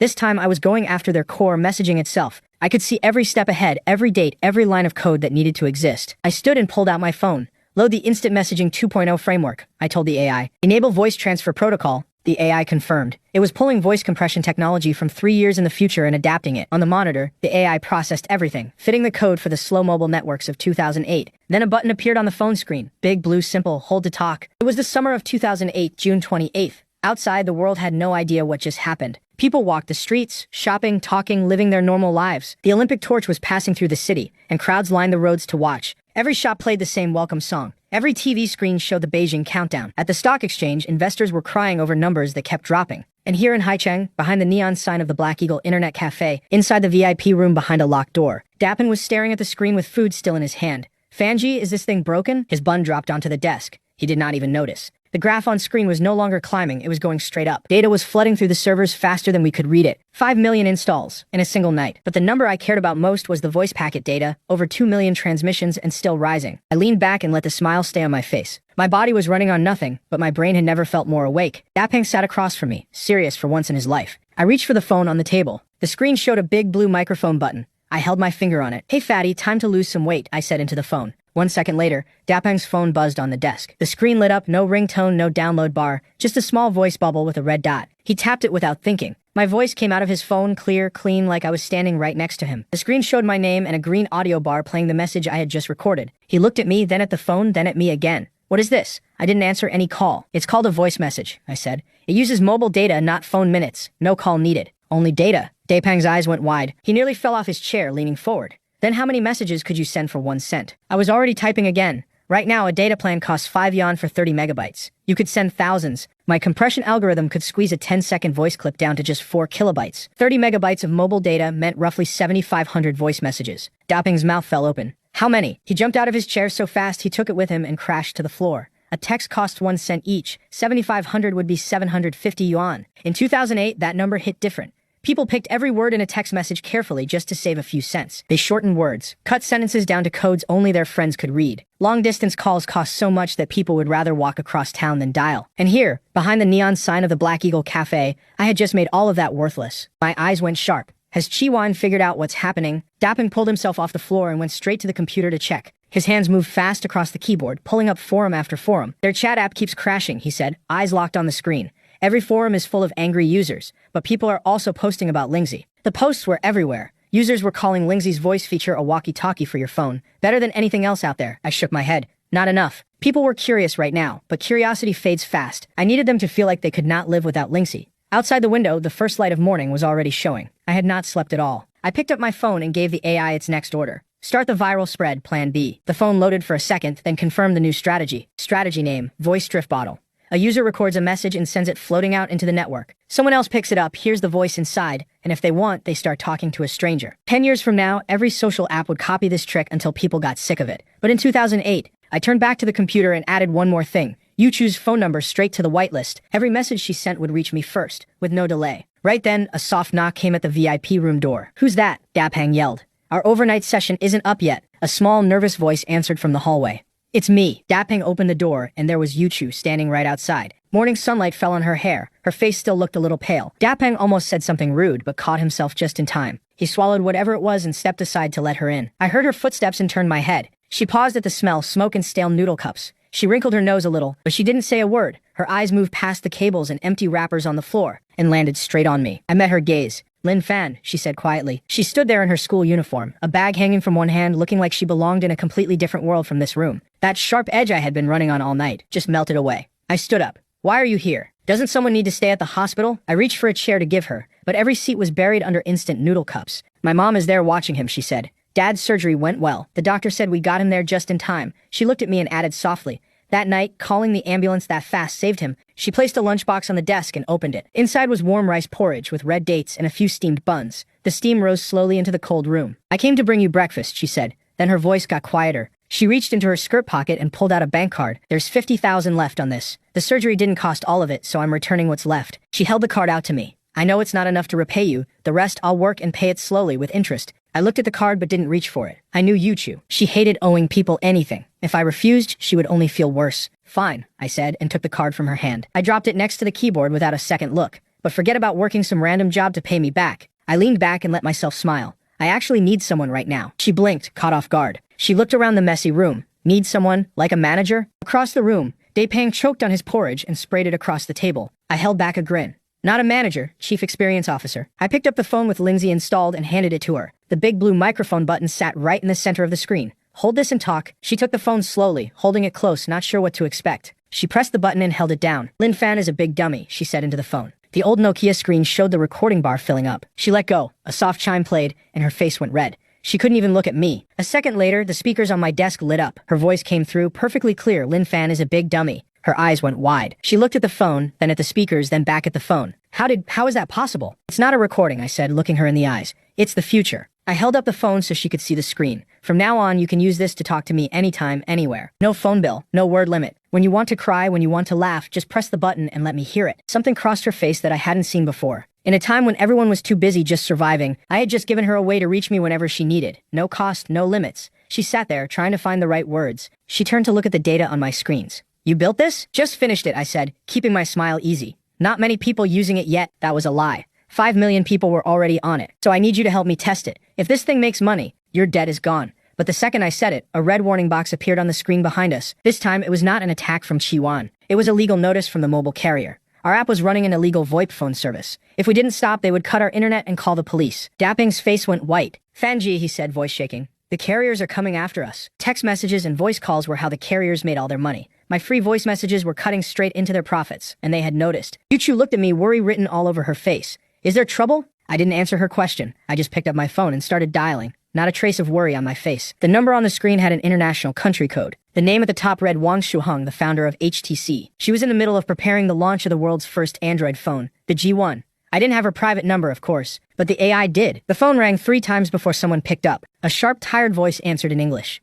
Who is this? I switched to English without a pause. Director Wang. Director Wang. I'm calling from China. I have an app that can make your G1 beat the iPhone 3G on launch day. But I have a small problem. The Chinese carriers want to shut me down. 3 seconds of silence. Then her voice came back, cold. I don't know you, and the G1 is classified. I looked at my phone screen where the AI had already pulled up every detail of the G1, the slide-out keyboard. It runs Android 1.0, I said, calm and steady, and I already know everything about it. What if I told you, I said, settling back in the VIP chair, that I can make the G1 the first phone in the world to support free voice messages? 2 minutes into the call, she had not hung up. 5 million active users, Director Wang, already in my hands, ready to move onto your platform. I let the grin spread just enough for her to hear it in my voice. Would any carrier really dare shut down a company that just became a strategic partner of Google and HTC? I was gambling. Nothing in my hands but words and future knowledge. Gambling that HTC was desperate enough to win the smartphone race that they would listen to a stranger from China. And then I heard it, her breathing faster now. She was interested. On the other end of the line, Wang Shuheng stared at the phone. 5 million users, she repeated quietly. Check China's internet traffic yourself, I said. The numbers don't lie. All I need is an HTC developer license and 1 strategic investment. In return, I hand you the entire Chinese youth market. 5 minutes later, I hung up. On the monitor beside me, Solink's traffic map lit up across all of China. She had not said yes, but she had not said no, either. I snapped my fingers at Dappang. Close that legal notice, I said. Forget about it. But what if the police come? Dappang asked. I looked at him. They won't. I took the bank card Yuchu had tried to return earlier and slid it back into her hand. The carrier executives will get a call from HTC very soon. And right before the Olympics, nobody will dare shut down an international tech partnership. That was the real weapon, looking at 2008 with 16 years of knowledge from the future, borrowing the power of giants who did not even know I existed yet, To fight a war only I could see coming. Yuchu watched him from across the room. The quiet boy who used to walk behind her without a word. When had he changed this much? He felt far away from her now and somehow closer than ever. When had he become someone who could shake the world with a single phone call? Lin Fan, she said, standing up straight. I want to join. CEO, CFO. I don't care what the job is. I want to be there when you win. That caught me off guard. I blinked, and then I smiled. Welcome aboard, boss lady. Her face turned red all the way to her ears. She glared at me, but she did not take it back. Then my phone buzzed on the desk. The AI had sent an emergency alert. Large-scale capital movement detected. The city commercial bank was forcing a sale of assets. The target was the Chengnan Building Materials Factory under the name Shenguo Qiang, Yuchu's father. The buyer's name was tied to Zhao Changhe, and the sale price was only 30% of what the land was worth. The smile died on my face. Zhao Changhe. I knew that name. In my past life, he was the man who destroyed Yuchu's family. He had cornered her father, forced him to sign away the factory for almost nothing. Then he threw every worker out and took the land for himself. He turned it into apartment buildings. That one stolen deal made him the richest man in the city. And the same thing was about to happen again, right now in this timeline. I turned to look at Yuchu. She was still glowing from the joke, the warm feeling, the shy smile. She had no idea what was coming. Yuchu. My voice dropped lower than I meant it to. I grabbed the canvas bag. Over 400,000 yuan was still inside. The porridge was great, but we need to go right now. Go where? She asked. To take your family's factory back and to deal with someone who should have been stopped a long time ago. The Red Star Building Materials Factory sat in the south end of the city, a dying relic from the 90s. Today its gates were blocked by 2 black sedans, and behind them stood rows of guards with riot shields. The yard was full of unsold cement pipes and steel bars. Hundreds of workers had gathered on the street outside, and every one of them was angry. Guards in uniform stretched yellow tape across the entrance and held their shields in a tight line, blocking everyone out. We haven't been paid in 3 months, a young worker screamed, gripping a wrench. Zhao Changhe, you thief, an older one shouted. That's Director Shen's life savings. You can't just take everything. The crowd surged forward, tools raised, but one man with a wrench was nothing against a wall of shields. The guards pushed back, and the crowd stumbled. An old worker stood at the tape line, jaw tight, fist shaking, angry enough to fight, too weak to win. Past the security line, inside the factory yard, 2 men sat across from each other at a cheap folding table. One had his hair slicked back tight, a cigar between his fingers, the easy posture of a man who already knew he had won. Zhao Changhe, the boss of Changhe Real Estate. He watched the old man across from him with zero respect. The old man facing him was Yuchu's uncle, the only family member still standing. His forehead was drenched in sweat. The pen in his hand shook so badly it barely stayed between his fingers. Director Zhao, the price is too low, the old man begged. 200 million, the land alone is worth more than that. And Guoqiang is still in the hospital. Please. Zhao blew a slow ring of smoke. Stop wasting my time. Shen Guoqiang owes the bank 1.8 million. The payment is due today. If nobody signs, the court seals this place tomorrow. It goes to auction, and if nobody bids, you get nothing and still owe every cent. But sign now, he said, leaning forward, and that 200,000 in cash is yours to walk away with. He dropped a black briefcase onto the table and cracked it open. Stacks of red bills packed tight inside. The old man's face crumbled. He had nothing left to fight with. His pen touched the contract. The tip shook, but it started to move. Stop. My voice split through the crowd like a crack of thunder. The workers near the gate spun around, confused. Zhao stood up from the table, frowning toward the noise. Our taxi had barely stopped before we threw the doors open. The 3 of us ran straight for the factory gates, me, Dapang, and Yuchu. The old man's hand froze above the paper. His eyes went wide. Yuchu saw everything. The guards, the yellow tape, the table. Her uncle with a pen in his shaking hand. Uncle, she screamed. What are you doing? This factory is everything Dad built. How can you sell it for 2 million? Zhao stepped out from the warehouse and looked her over slowly. So this is the Shen family's girl. The look in his eyes made something twist in my stomach. Yuchu clutched her collar, trying to steady herself. Good timing, Zhao said with a thin smile. Father's debt, daughter pays. If he can't sign, you can. He waved his hand, and a guard grabbed Yuchu by the arm. They shoved her down onto the table face first.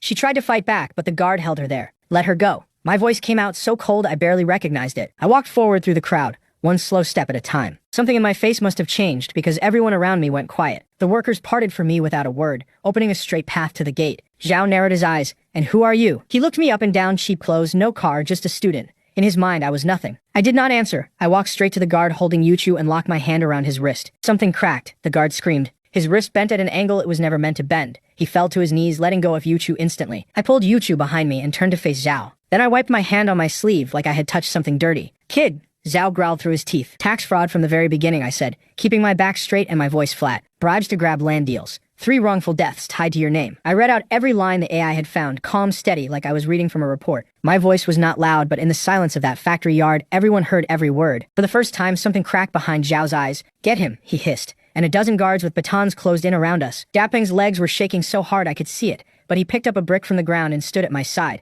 Stay back, Dapeng shouted. I know how to fight. Nobody believed him, but nobody moved forward either. I reached behind me and pulled a thick stack of documents out of my backpack. I walked right past the guards and dropped the papers onto the table in front of Zhao. You had a nice plan, boss Zhao, I said with a small smile. I pressed my hand flat on the acquisition agreement, official stamp and all. Too bad your plan just died. Zhao snatched one of the pages, his face twisting with anger. He was about to tear it in half, but then he read what was on it, and his hand stopped. It was not a legal contract. It was a geological survey map and an equipment valuation report. His eyes lifted from the paper and moved slowly across the factory yard. The paper crumpled in his fist. I walked him to the warehouse and back. 3 massive machines sat under old cloth covers, untouched for years. I pointed deeper into the building. Those are Siemens CNC machines imported from Germany in the 90s. No one here knew how to use them. On the second-hand market, each one is worth at least $1.5 million. Sweat ran down Zhao's temple. He had nothing to say. You were never rushing to buy this factory for building materials, I said. Underneath this ground, there is a sand deposit nobody has on record. You came here to mine it. His face drained of color. His fist was shaking at his side. This was the one secret he had kept from everyone, even Yuchu's father. The AI had matched geological databases with satellite scans weeks ago. I knew this land better than the man trying to steal it. Who are you? Zhao asked. His voice had changed. I am the one taking this factory, I said. I knelt down and unzipped the black canvas bag I had brought. 500,000 yuan, stacked tight, clean, and very real.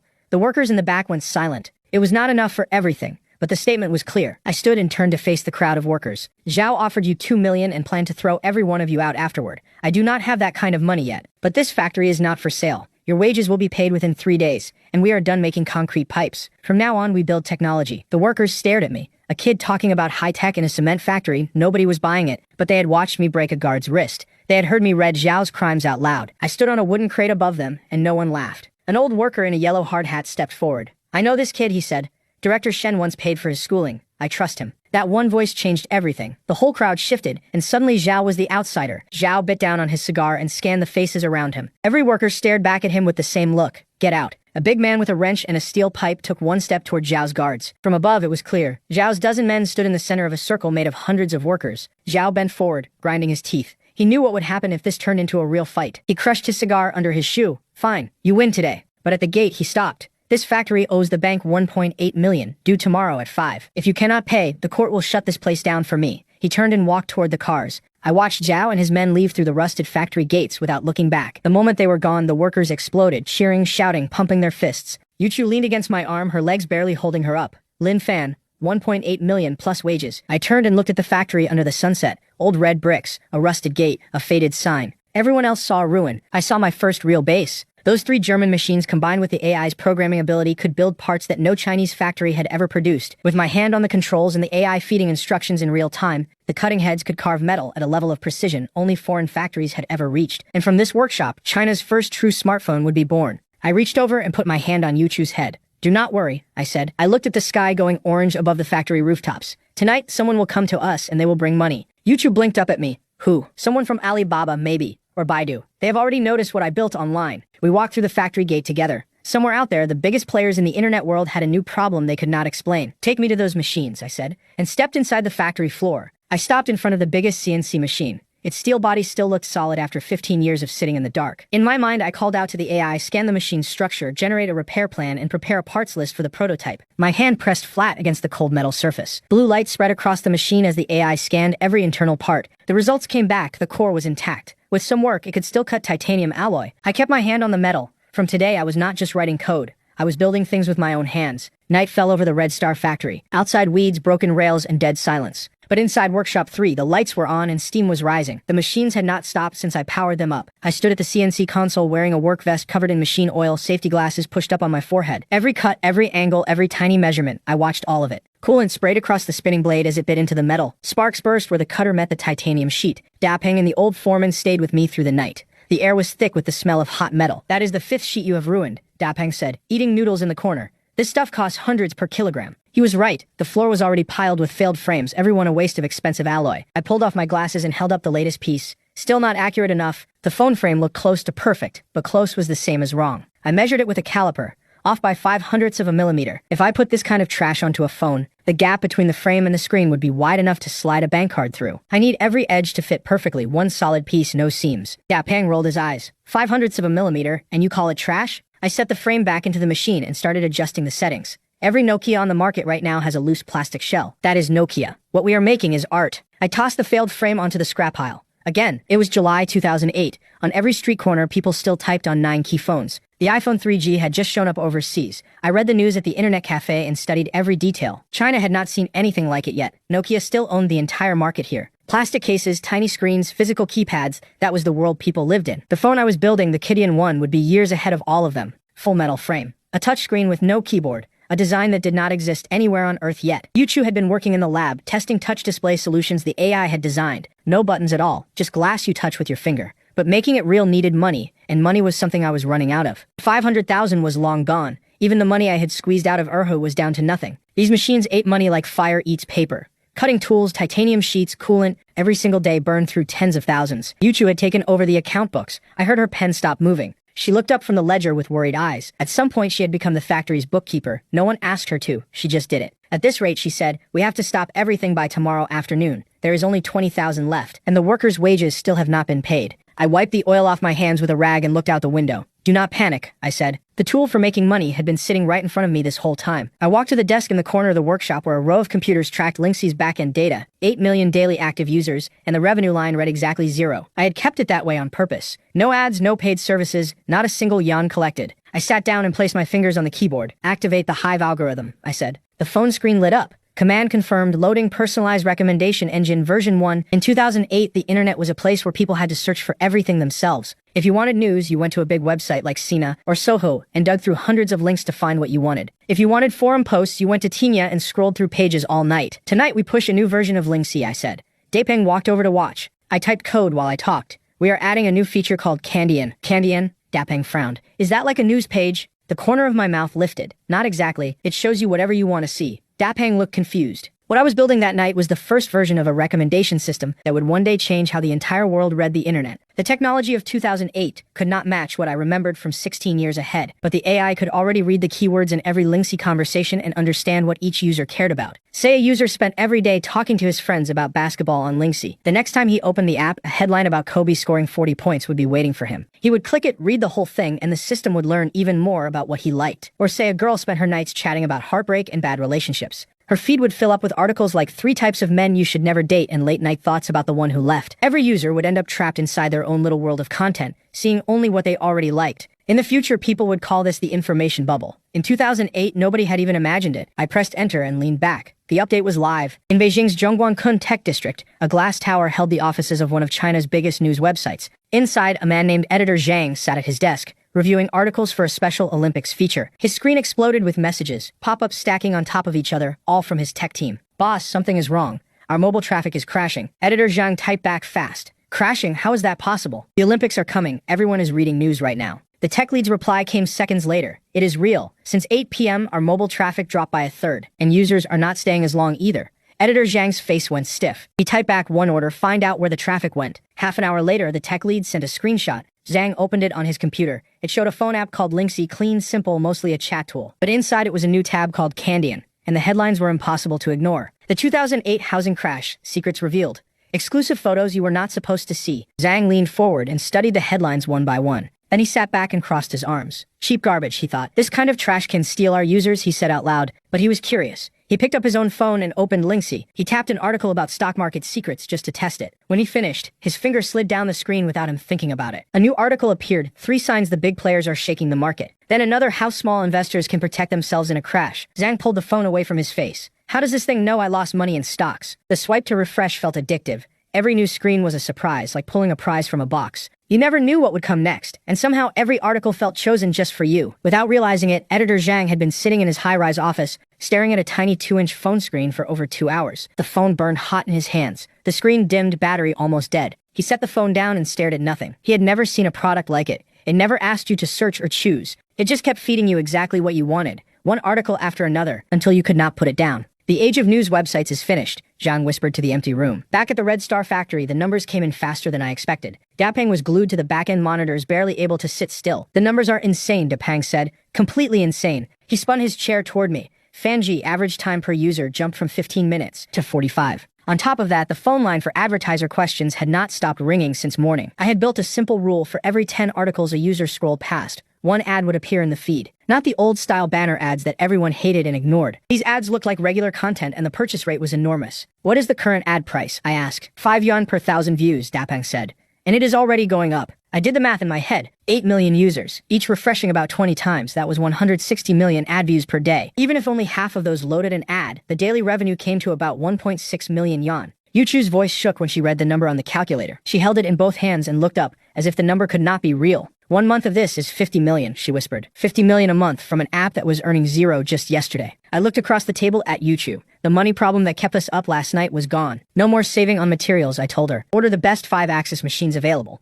Run them 24 hours a day. And rent the abandoned warehouse next door, I added. The old foreman was already listening from the doorway. Yuchu wrote it all down without pausing. We need to build a dust-free assembly room. She looked up at me, and something in her eyes was different. I could see it. That look used to be simple trust. Now it was something more. She stood up and faced me. Lin Fan, how much is inside your head? Seriously, Yuchu said. What are you carrying around in there? I smiled and tapped the side of my head. Then I pointed at the phone in my pocket. The future. The moment the word left my mouth, the phone in my pocket shook hard. Not a call, not a message. It was a sharp pounding alarm, the kind that means something is very wrong. I pulled it out fast. The foreman behind me saw my face change in an instant. The screen was covered in red warning icons. Core power module voltage failure. Battery health dropping fast down to 15%. The charging cable had done permanent damage. It was not made for this phone. Disconnect power immediately, the screen demanded. My hands froze over the blueprints on the desk. This phone was not just a phone, it was the AI. My biggest advantage in this life was not my knowledge. It was this device, and it was dying. What is wrong? Yuchu asked softly. She had already noticed. Yuchu had seen my face change, but I could not explain. I stared at the phone in my hand, and something cold spread through my chest. Not even when 30 security guards surrounded me at the TX building did I feel this kind of fear. The screen showed a heart monitor, but it was the phone's own heart that was failing. Power chip damaged. Heartbeat unstable. I gripped the phone so hard my knuckles went white. Rain pounded the empty factory yard outside. Lightning cracked the sky above the Red Star building. The summer of 2008 brought many storms, but tonight the thunder felt different, heavy and close. Light from Workshop 3 spilled through its door and into the rain. Inside, every machine had gone quiet. Not a single motor running. I had locked myself in the clean room at the back of the factory, alone with the workbench and the dying phone. A multimeter, a soldering iron, and the phone's exposed parts lay in front of me. The future phone, titanium body, 16 years ahead of everything in this world, now lay flat on the workbench with its screen completely dark. Only a tiny red light in the corner still blinked slow and faint, like a dying pulse. 4%. Sweat ran down the side of my face. I held it up one more time. 2 words on the screen, cannot charge. This was a 2024 prototype. Its battery used technology that would not be invented for another 16 years. And every charger I had used in 2008, no matter how much I modified it, was still sending power that this phone saw as poison. The error flashed again. Months of wrong voltage and mismatched signals had finally burned out the chip that controlled all power inside. Now it refused to accept anything. In a few minutes, it would shut down forever. The AI's face on the screen already looked weak, almost sad. Once the phone died, the AI could lose its memory and never start again. The door behind me opened and the foreman stepped in. All the operating system code, the stock charts, every technical drawing I had stored would be locked forever inside a dead piece of metal. I bent over the laptop, searching for any way in. I slammed my fist on the desk. Damn it. I had put everything on this phone. I had trusted it completely. I thought I was in control. But my greatest weapon had always been a future tool running on borrowed power. And the power was about to run out. Then the door opened again, and Yuchu walked in. She was carrying a heavy black toolbox in both hands. Stay out, I snapped. I grabbed the phone and stepped back. I held it against my chest. The AI's faint eyes glowed through my fingers, but Yuchu did not flinch. She closed the door and walked straight to the bench. You are shaking, Lin Fan, she said quietly. She reached over and placed her hand on mine, the one holding the soldering iron. Her fingers were cool and steady. Something in her touch pulled me back from the edge. The foreman stood by the door, watching us both. I took a long breath and set everything down on the table. It is finished, I said. The power chip is burned. The battery is locked. Nothing from this era can fix it. When the last drop of power ran out, everything I had built would end with it. Yuchu picked up the phone carefully and turned it over in her hands. The screen showed a hologram of the phone's own circuits. She did not know where it came from, but she could see it was far beyond this time. If it runs on circuits, it still follows physics, she said. Do not rush. Let me look. Her voice was calm and sharp. She laid the phone down and picked up a probe. She pointed at the circuit display, tracing connections with the tip of her tool. Precision instruments lined the table. I stared at her. Something shifted in my head, and without thinking, I stepped aside. Yuchu pulled on anti-static gloves. Her eyes narrowed with total focus. She pressed test probes gently against the phone's ports, careful and exact. The foreman and I watched from behind. Her hands moved with the confidence of someone twice her age. She connected the phone to her monitoring equipment. The voltage jumps are extreme, she said. Internal resistance is way too high. Data filled the screen, wave patterns, numbers, error codes. It is blocking all outside current, she said, because it thinks every power source will damage it. This is a safety lock. It shut itself down to survive. That hit me. She was right, and I had been too scared to see it. The screen flashed red. Software locked. The AI's face was trapped behind the warning. Yuchu looked up at me. Then we trick it. If it thinks normal power is dirty, she said, then we build it a clean signal, a pure wave that looks exactly like its original charger. She pointed at the messy pattern on the screen. Like feeding a baby, she explained. You cannot give it raw food. You have to soften it first. I looked at her across the table. You mean we copy the original charging signal? I can do it, I said. The plan was already forming in my head. Yuchu started pulling parts from her toolbox. tiny electronic components she had been collecting from her school's physics lab. We sat side by side. She handled the hardware, I handled the software. We barely needed to talk. You write the code, she said. Try to unlock the power chip through the software. I pulled the laptop close and typed as fast as I could, line after line of commands trying to force a door open. Meanwhile, she was building a temporary power supply and an outside heart for a dying machine, her eyes locked on the board. Nothing else in the room existed for her. We have about 5 minutes, she said, glancing at the battery.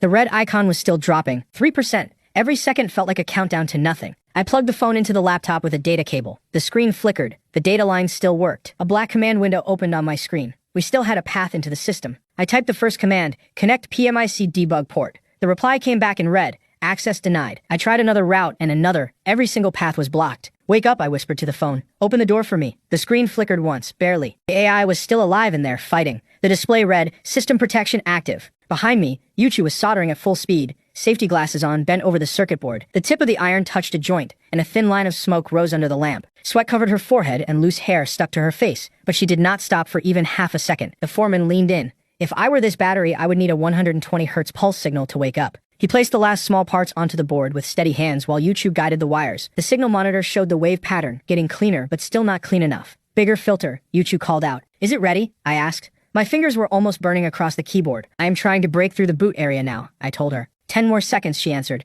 Her hands had not shaken once this entire time. She pressed the last wire onto the capacitor and held it until the solder cooled. The finished circuit board was ugly, wires running everywhere, parts packed so tight it looked like a web of electronics. At its center sat one tiny crystal that Yuchu had pulled from a broken old motherboard. Now, Yuchu called out. I pushed 2 test probes straight into the phone's charging port, right into the contact points. 1%. The screen went dark for a moment, then came back. 1 more second, and this phone would be gone forever. Yuchu took a breath and pressed the red button on her homemade board. I stared at the computer screen and did not blink. The voltage line, flat and dead for the last 30 seconds, twitched. Then it spiked. One sharp pulse shot up from the bottom of the graph like a heartbeat returning on a hospital monitor. Words appeared on the phone screen. Compatible power detected. Handshake complete. Protocol matched. Blue light glowed around the charging port. Power was flowing in. The battery icon still sat red and dim on the dark screen. But next to it, a small green lightning bolt appeared, faint but real. The phone was charging. On the other side of the glass, Dapeng had been watching the whole time, his face pressed flat against the window. He was grinning and slapping both hands on the glass. Inside the room, the phone already read 15% and climbing. Every last bit of strength had left me. I dropped into the chair and just sat there, breathing hard. I looked over at Yuchu. Black grease was smeared across her cheek, and sweat still shone on her nose. She looked like she had fought a war, dirty, exhausted, still wearing those work gloves. To me, she had never looked better. Thank you, I said. Yuchu pulled off her gloves and breathed out slowly, her shoulders finally dropping. Then she smiled, weak, tired, but completely real. Looks like your future still can't survive without this caveman's physics, she said. I stood up before I even decided to. She looked up at me, surprised. I pulled her in. She went stiff for half a second, but did not push me away. She rested her head against my shoulder, and we stayed like that. Outside the window, the thunder was moving away and the rain was getting softer. But the relief was short. I turned back to the workstation. The battery won't last, I said. This only bought us time. We had to move fast. The phone was alive now, but its body was dying. We need to take the AI out of this phone, I said, pointing at the holographic display, and move it into hardware we build ourselves. The phone had become a prison. The AI was trapped inside a machine that was falling apart. I want to move the AI's mind onto our own servers, I told her, onto the Singularity 1. Yuchu stared at me, the hologram glowing between us in the dark. But to do that, we needed far stronger chips and far more computing power than anything we had. I walked to the window and looked out at the dark city. It was time to meet the real players, TSMC, ASML, the companies that controlled the future of chips. I was going to build a 28-nanometer chip in 2008. Anyone who heard that plan would call me insane. Right now, the best chips in the world still ran on 45 or 65 nanometers. I was trying to skip 15 years ahead for the AI, and so this country would never be controlled by someone else's technology again. Then the phone glowed in my hand. The AI's first message after waking up was not a hello. It was a red alert. Google's Android team had been secretly meeting with Mazu and the Xiaomi CEO. Android 1.0 was about to launch ahead of schedule. The mobile internet war was starting 2 years early. I read it twice to make sure. Then I smiled. So they want to move early. Dapeng, I said. Tell Workshop 2 tonight nobody sleeps. Tomorrow morning I want the first Singularity 1 ready for a power-on test. I stood at the edge of the testing floor and watched the team take their positions. The foreman grabbed his radio and started passing orders down the line. July 15th, 2008. Red Star Building Materials Factory Warehouse 3. A few weeks ago, this place had been abandoned. Empty shelves, dust, nothing. Now every shelf was full. Dark machines sat in rows that stretched the whole length of the building. There were no real cooling systems, just dozens of giant industrial fans bolted to the walls. And on those shelves, packed side by side, sat hundreds of black PlayStation 3 consoles. They formed a tower that nearly touched the ceiling, all connected by a web of thick cables. Dapeng wiped sweat from his face and stared at it all. You really think this is going to work? We had spent almost every bit of cash the company had. Every gray market PS3 in the province and the provinces around it was now sitting right here. Dahu checked the last connections cable by cable. Dapeng stood next to me, still not believing what he was looking at. For the past week, he had felt more like a game console dealer than a tech worker. My order had been simple: buy every PS3 you can find, whatever it costs. You don't understand, I told him without looking up from my laptop. My fingers were already running through the code that would link 500 machines into one brain. The cell processor inside a PS3 is the most powerful consumer chip on the planet right now. I had pulled one apart myself. Its raw number crunching power was 10 times any Intel CPU of the same year. And since top-level NVIDIA computing cards did not exist yet in any way I could buy, and nobody in 2008 had even thought of using graphics cards for AI, only I knew what these machines were really worth. The US Air Force had once built a supercomputer out of over 1,000 PS3s. Now I was going to do the same thing with 500 in a warehouse, in a town nobody cared about. Ready? I called out to Yuchu across the warehouse floor. The phone from 2024 lay on the workbench with thin probes pushed into it from every side. The AI's face still glowed on the screen, faint, quiet, waiting. The battery fix had saved it once. It would not save it again. I had to pull the AI's core out of the phone before the hardware died for good. One mistake and the AI would be gone. Like pulling a living thing out of its body and hoping it survived the trip. Connection stable, Yuchu said. Her voice was steady, but her knuckles were turning white around the probe. The voltage monitor held perfectly flat within 0.01 volts. But I have to warn you, she said. The network here is only 100 megabits. The laptop showed the same number. Cables and tools lay scattered across the desk. The transfer speed can't keep up with the AI's thinking speed. We could lose data during the move. We can't afford to wait, I said. The monitor displayed 2 words, Project Prometheus. I took one deep breath and placed my finger over the enter key and pressed it. 500 PS3s woke up at the same time. The noise hit like a wall. Every fan in every console screamed at full speed. The whole warehouse was shaking with sound, so loud I could barely hear myself think. On the screen, a blue progress bar appeared. 19%. 52%. The network map lit up with hundreds of connected nodes, all working together. I sat locked to the monitor. What I was doing had no name yet, taking a 2024 AI model and forcing it into 2008 hardware by rewriting every instruction in real time. Then the lights flickered. Red and green warning lights blinked across the PS3 racks. Voltage is dropping, Yuchu shouted. The PS3 cluster is pulling too much power. The factory's transformer can't handle it. Dapeng, I yelled. Get to the breaker panel. Cut power to workshops 1 and 2. Keep warehouse 3 alive, nothing else. He was already running before I finished the sentence. He reached the panel and grabbed the switches. Workshop 1, workshop 2, off. Seconds later, every building around us went black. Only our warehouse kept its lights, the one bright spot in a factory full of darkness, 70%. Sweat ran down my face and fell onto the keyboard, but I did not look away from the screen. This was not just copying files. I was rewriting the AI's entire language in real time, translating every command from the phone's modern chip into instructions the cell processors could read, all within milliseconds. Dahu stood behind me, arms crossed, watching the screen glow in the dark warehouse. The code was scrolling faster than any human eye could follow. The AI was helping now, rewriting itself to fit its new home, 99%. Then the bar stopped. My chest went tight. The core logic is locked, Yuchu said, staring at the signal monitor. The phone's security chip won't release the emotion module. It thinks that data is a private key, something that should never be copied. Without its emotions, the AI would be nothing but a cold calculator. No understanding of people, no business sense, no personality. Just math. The one piece I needed most was the one piece the phone refused to give up.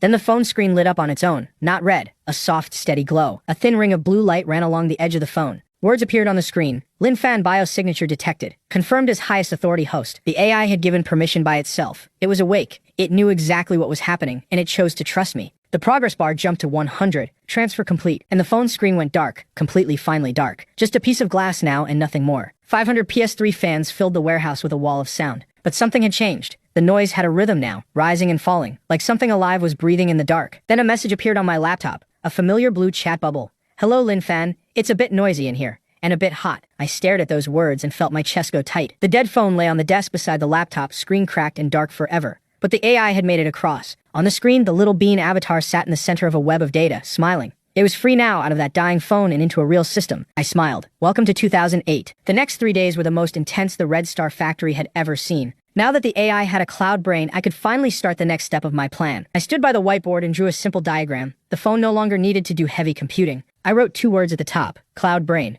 Every hard calculation would happen on the servers. The phone itself only needed to do 3 things perfectly: display, touch, and network speed. Cloud phone. The idea was 15 years ahead of its time. I drew it out on the whiteboard. The phone sends data to the cloud. The AI handles everything, and the results come back instantly. So that's why you asked me to work on this glass, Yuchu said, holding up a transparent panel. She had used her university lab connections to get a piece of industrial-grade touch glass. It was not as strong as the Gorilla Glass that would come years later, but for 2008, it was the best thing available. I picked up the titanium alloy frame that Dahu had finished cutting and started fitting the screen into it. No buttons, no keyboard. The entire front would be nothing but screen. I held it up and turned it in my hands, one solid piece of glass and metal. How do you type? Dapang asked, staring at the blank slab. How do you do anything? With your fingers. I slid my thumb across the glass. The screen lit up and a landscape image appeared. Slide to unlock, pinch to zoom in, spread to zoom out. This was how humans were meant to use machines, touching them directly. 3 nights later, the first Singularity 1 engineering unit was assembled. It was ugly. Wires stuck out from the back and the battery was held on with tape. The circuit board was exposed and the whole thing was as thick as a brick. But when I pressed the power button, everyone in the room held their breath. No Nokia boot screen, no Windows start menu, just a single white dot in the center of a black screen, slowly growing brighter. The dot spread into a clean dark home screen with only 7 icons. Nothing more. Singularity OS 1.0, I said, and my voice shook a little. I reached out and tapped the screen. The response was instant, smooth and fast. Yuchu leaned in beside me, sliding her finger across the display. Dahu watched over our shoulders. The AI in the cloud was filling in the gaps between frames, so the screen moved at 60 frames per second on weak hardware. We stood in front of the prototype in that cold warehouse, and for a long moment nobody said a word. Call it, I told Dapang. Make a phone call to this device. He pulled out his old Nokia flip phone and dialed the number. The Singularity 1 screen lit up. Incoming call, Red Star Factory. No green answer button, just a slider. I slid my thumb across the bar. The call connected. Hello. The sound was perfect, clear and sharp. Dapang's face broke into a grin. If we sell this thing, Nokia might as well close down. I held the cold titanium body in my hands and ran my thumb along the edge. Not yet, I said. Our production is too slow. We can barely make 10 units a month. We need a moment, one single chance to show the world what this is. I looked up at the calendar on the wall. August 2008. The 8th was circled in red. Yuchu, the factory is yours. Build these as fast as you can. I need 100 units before August 8th. Dapang, call every outdoor billboard company in Haihong. I want every big screen in the city on the night of August 8th. What exactly are we doing? Yuchu asked. I walked to the window and looked out at the city lights. On the proudest night this country has ever had, we light our own torch. August 8th, 2008, the Beijing Olympics opening ceremony. On a TV in the corner, the Bird's Nest Stadium glowed red and gold. The whole country was watching. Pride was in the air like electricity. The streets of Haihong were completely empty. Every single person was indoors. Factory workers crowded around a small television, waiting for the ceremony to begin. But inside our command room, nobody was watching the Olympics. Rows of monitors covered the walls, and every one of them showed live data streams from Lingxi's back-end servers. I had pushed all 500 PS3s to their absolute limit for tonight, and I had rented every spare bit of bandwidth from Alibaba Cloud. Traffic is coming in, Dapang said, leaning over my chair and staring at the rising graph. It was 7 o'clock, 1 hour before the opening ceremony. 12 million users online. Dapang read from the screen. 12 million. China only had 200 million internet users in 2008. That meant 1 out of every 20 people online in the entire country was using Lingxi right now. I pressed a cold water bottle against my face. The servers were hot and so was I. I had not tried to fight for the video broadcast rights. Those belonged to state TV and no one could touch them. Instead, I had launched a new feature inside Lingxi called People's Torchbearer. A virtual torch glowed on the screen. Shake your phone and a flame lights up on your screen. Your GPS marks a spot on a map of China, and the flames spread across the country. In 2024, this kind of thing would be boring, but in 2008, nobody had ever seen anything like it. On the TV, the countdown had started. 18 seconds.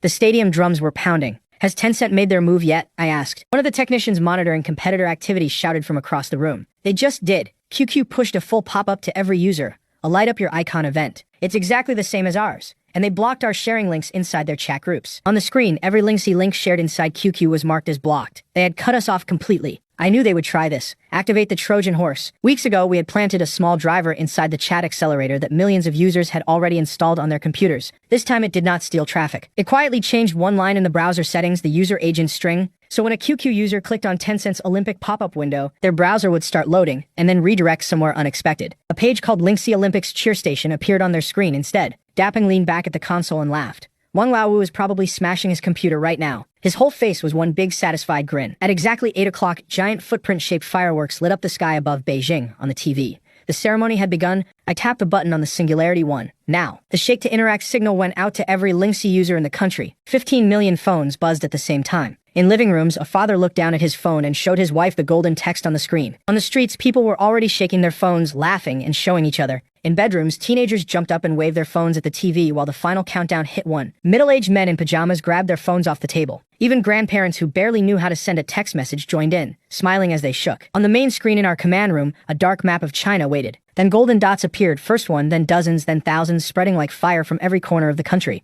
At the same time, the server load graph shot straight up. A red warning flashed, 5 million connections at once. The numbers were still climbing. The warning kept flashing, and I could hear the system groaning under the weight. Then the worst alert came. PS3 cluster temperature 85 degrees, bandwidth usage 99%. The red warnings filled every screen in the room. Every line was at its breaking point. The alarm sounds were coming from every direction now, one after another, faster and faster. Dapeng spun around from his console, face white. "We can't hold it, Fan. The whole system is about to go down." The server racks were burning red, and the fans were screaming loud enough to drown out my own thoughts. Dapeng's face was covered in sweat. Tens of millions of shake requests every second. A normal server would have died 10 minutes ago. "Drop all non-core data," I said. "Stop sending images. Stop sending friend messages. Put every bit of power into keeping the connections alive." The system obeyed. Dynamic downgrade running. Image loading blocked. Local cache taking over. I ran into the server room and the heat hit me like a wall. "Bring me ice," I shouted at the workers, and they came running with heavy crates. Giant blocks of ice, the kind used to keep seafood fresh, carried right up to the glowing racks. The workers stacked them next to the machines, close enough that the metal hissed on contact. Someone dragged in industrial fans and pointed them straight at the ice. Cold mist filled the warehouse floor, the most basic, most stupid cooling system ever built. But it worked. The temperature held at 90.7 degrees right on the edge, refusing to climb higher. On the TV mounted above us, the torchbearer ran across the top of the Bird's Nest Stadium. And on our screen, the digital fire trail reached Beijing at the exact same moment. The whole map of China was burning gold. A message appeared on every user's phone. "You are the 13,452,101st torchbearer lighting up China. Lingxi is with you." Dapeng sank into his chair so deep I thought he would melt into it.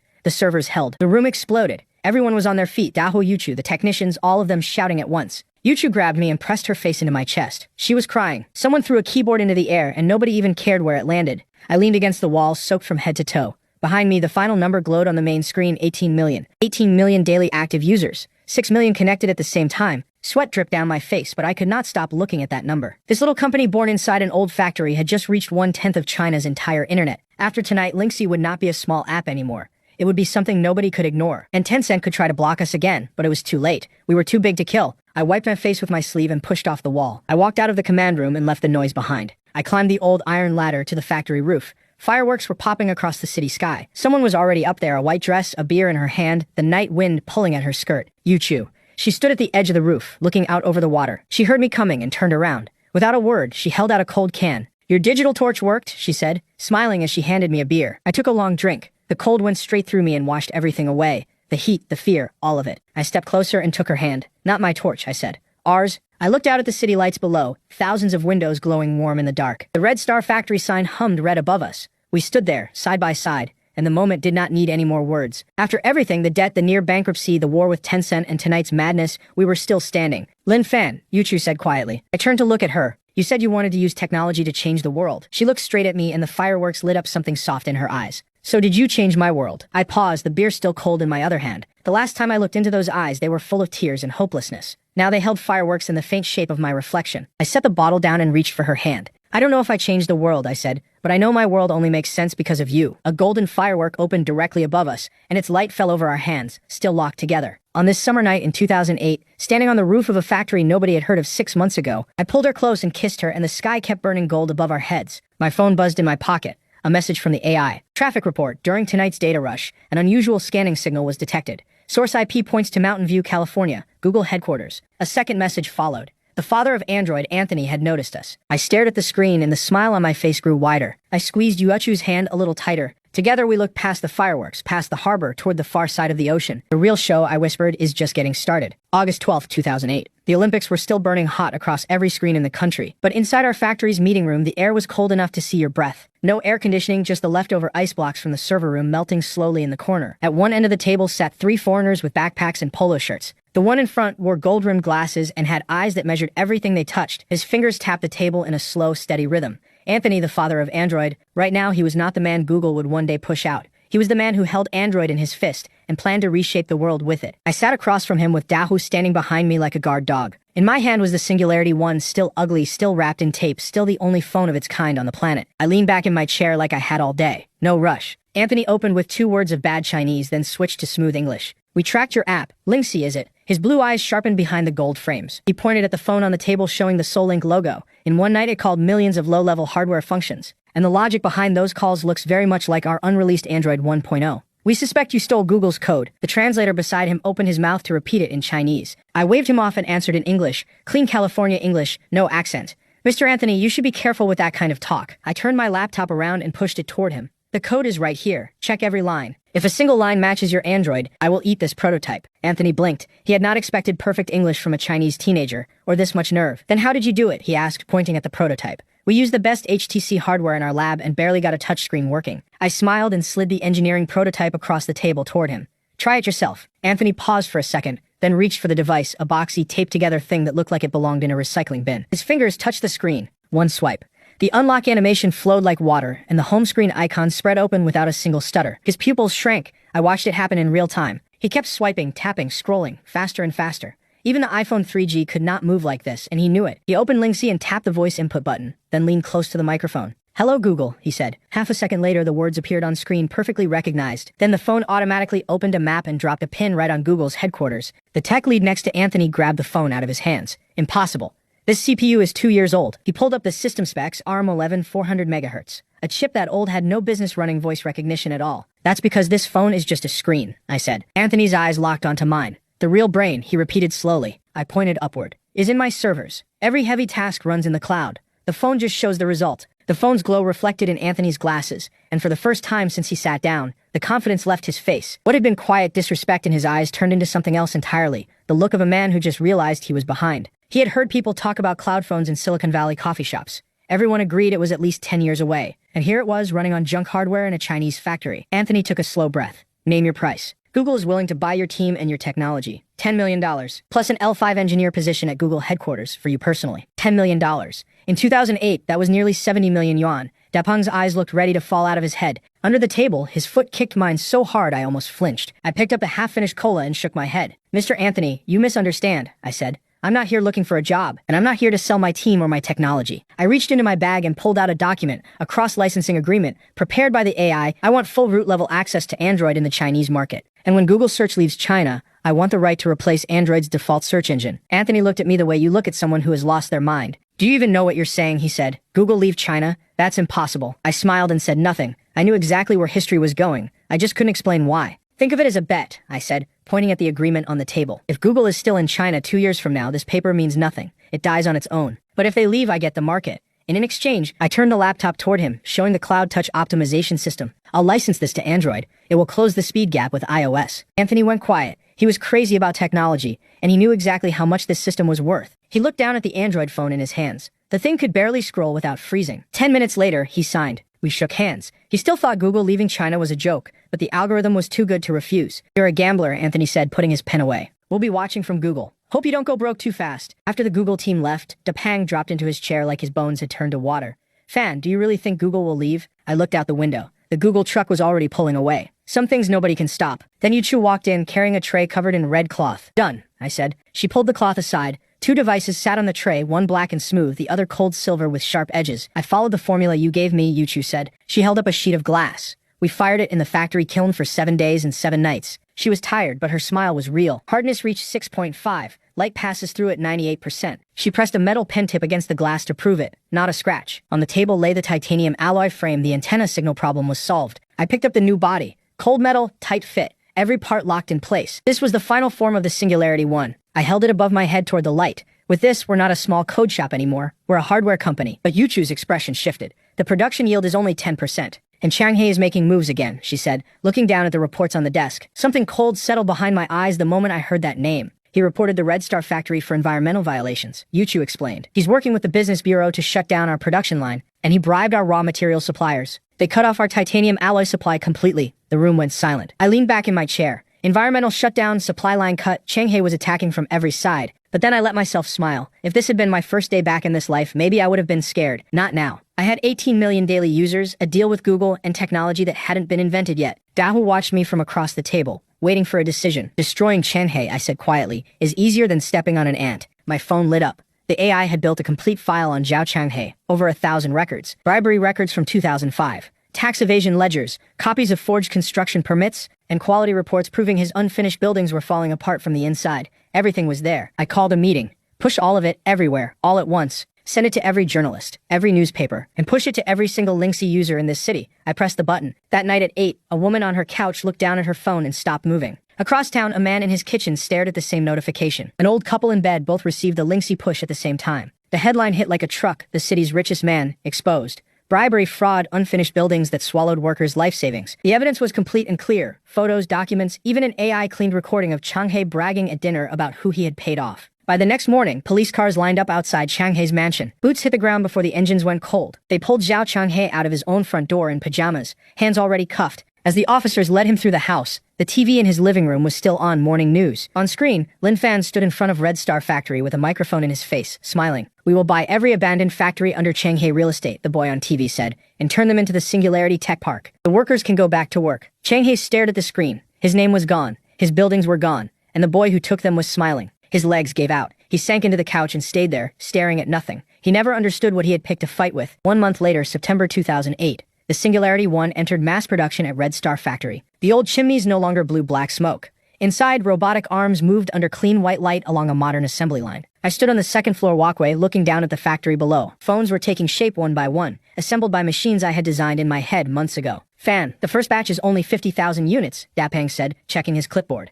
"People online are calling us a slideshow phone, all talk, nothing real, 50,000. That's what the production sheet said, printed in red. "Will 50,000 even sell?" Dapeng asked, gripping the paper with both hands. I looked at him. 50,000 won't last 5 seconds. "By the way, did you book the launch venue?" Dapeng clapped his hands together. "Beijing 798 Art District. The biggest tank hall they have." "Good." Yuchu was on the factory floor nearby, phone in one hand, blue glove on the other. "Yuchu," I said. On the day of the launch, she looked up, surprised. "Me? Why would I go on stage?" she said.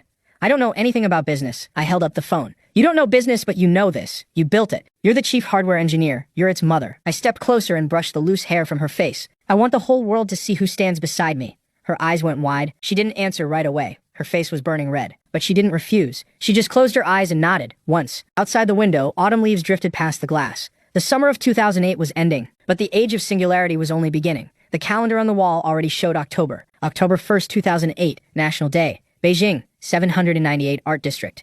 2 words on a massive black wall. "Hello." People gathered close, reading the smaller text beneath. Singularity 1, 2008-10. The crowd kept growing. Young faces, bright eyes, the kind of energy this old art district had never felt before. The giant industrial tank was wrapped in black, carrying nothing but those 2 words and a single point of white light. "Hello, future." That was all it said. That was all it needed. Fireworks split the sky above the building as the plaza filled to every edge. No celebrity sponsors, no pop music. Just a stage, a screen, and thousands of people who came because they believed. From above, the venue looked like a river of people flowing between 2 walls of brick and light. Linksy fans had come from across the country wearing pins and homemade badges with our logo. Even the National Finance Channel had set up cameras. CCTV was here. Backstage, Dapeng sat in front of a mirror in a dark suit, pulling at his red tie for the 3rd time. "Fan," he said, his voice tight. "There are way too many people out there. And I just saw something," Dapeng said, still pulling at his tie. I peeked through the curtain gap. Front row, center seat. Nokia's China president sitting there with a face carved from stone. Dapeng was sweating through his collar. "He looks like he wants to kill someone, Fan." I turned back to the mirror and checked myself one last time.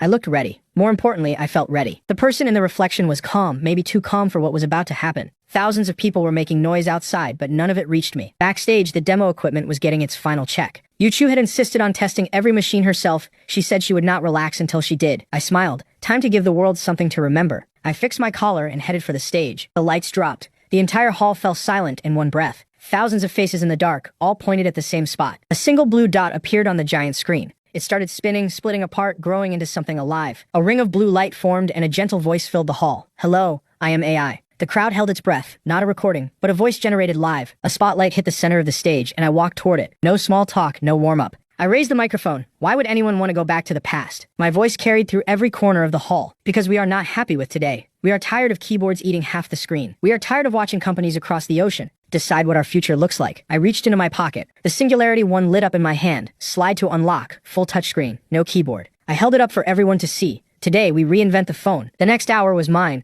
I showed them pinch to zoom, 2 fingers on a photo, and the image grew on the big screen. I opened the App Store and downloaded a game with 1 tap. The crowd lost it. Then I held up the phone and spoke to it. "Send you a message. I want hot pot." The phone typed the message and sent it by itself. No hands, no keyboard. In the front row, the Nokia president's face had lost all its color. He gripped his armrest, half ready to stand up and walk out. While other companies were still fighting basic software problems, the Singularity 1 had already brought real intelligence into people's hands. I looked toward the side of the stage. Now the person who designed this phone's hardware and Singularity Tech's co-founder, Shen Yuchu. She was waiting in the wings, dressed in white, hands clasped in front of her. She stepped into the light and walked toward me across the stage. A little nervous. I could see it in her eyes. But the moment she reached my side, she found her balance. Together, we walked through the hardware, screen, battery, every part. Every piece was built by our team at Red Star Factory. They gave it their days and their nights. Yuchu smiled. She knew that better than anyone. Camera flashes went off everywhere. and the applause shook the walls. That photo, me in black, her beside me, became the most famous picture in Chinese tech that year. How much? Someone shouted from the crowd, and 100 voices joined in. I turned to the screen, and the number appeared behind me. Not 5,000, not 4,000, 1999 yuan. 3 full seconds of dead silence. Then the place exploded, screaming fists in the air, people jumping to their feet. In a world where Nokia's best phone cost 5,000, 1999 was not just a price, it was a weapon no one could answer. But I was not losing money on this. Linksee's ad revenue, plus the app store's cut from every download, that was the real business behind the number. On sale now, I said and snapped my fingers. The countdown on the big screen hit 1. Backstage, Dapang sat in front of 6 monitors, staring at the server numbers pouring in. Tears ran down his face. They're gone. All 50,000 gone in seconds. In the audience, the Nokia president stared at his phone with a tight jaw. He dialed headquarters. Standing at his office window later that night, he said it plainly. Our China market is finished. After the event, Yuchu and I slipped away from the crowd of reporters. We found a quiet rooftop in 798, with the whole city spread out before us. She looked at the Singularity 1 in her hand. Is it really over? It feels like a dream. I pulled her close. No, this is just the beginning. We still need 4G towers. Chip-making machines. A whole new chip factory. She listened, looking up at me with those quiet, steady eyes. And we need to get married, I added. She froze mid-breath. What did you just say? I looked at her and reached into my pocket. Not a diamond, a ring of titanium alloy carved from factory scraps. Inside the band, a tiny line of code. I got down on one knee and held it out. Diamonds are just carbon, not worth much. Titanium is built for space. It never rusts. Will you stay with me all the way to the end? Her eyes filled with tears she could not stop. She held out her hand, voice breaking. Yes, you idiot. I slid the ring onto her finger. It fit perfectly because I had made it for her. Right then, the phone in my back pocket buzzed. A message from 2024. The AI's final message filled the screen. The timeline has changed. The tragic future is gone. You built a new one. My offline mission is complete, connecting to this era's cloud. Goodbye, host. I stood on the rooftop, reading the last words. Goodbye, Lin Fan. Hello, world. 10 years later, 2018. Where the old Red Star factory once stood, a tower now rose 600 meters into the sky. Singularity Tech written across its face in light. I stood at the top floor behind walls of glass, watching the sunset pour across the city. 35 years old. A proper suit now, a bigger office, but the same eyes. $2 trillion. That was our market value. Phones, chips, self-driving cars, even rockets. I straightened my tie. Some habits never change. The tower glowed against the night sky. The biggest tech company on Earth, born in an old factory. The office door opened behind me, and a small pair of arms wrapped around my legs. Daddy, Mom says, come home for dinner. She made your favorite. I picked her up and held her against the glass. Let's go home. She waved a phone in front of my face, completely see-through, thin as a sheet of glass. Daddy, the AI lady told me a story. She said phones used to have keyboards. I looked at her. That question hit me somewhere deep. I tapped her nose and smiled. They did. A long, long time ago. Back then, phones were slow and the internet barely worked. But the people, they moved fast. Because they were chasing something bigger than themselves, something called the future. I held my daughter and looked out at the city, every light out there. A small piece of what we had built. A hologram filled the sky outside. Singularity Tech, 10 years. My younger self stood on a stage, holding up that very first phone. 10 years had passed, but the feeling from that first summer was still here. I looked at nothing and smiled. Thank you, all 10 years of it. Then a voice answered from somewhere behind me, gentle calm filling the whole room. The AI. Not the old version from a borrowed future, but something new. Something that had grown far beyond what I first built. A small device on the desk glowed, light rising from it in every direction. My creator for the next 10 years, where do we go? I looked up, past the towers, past everything, all the way to the stars and the endless sea beyond them.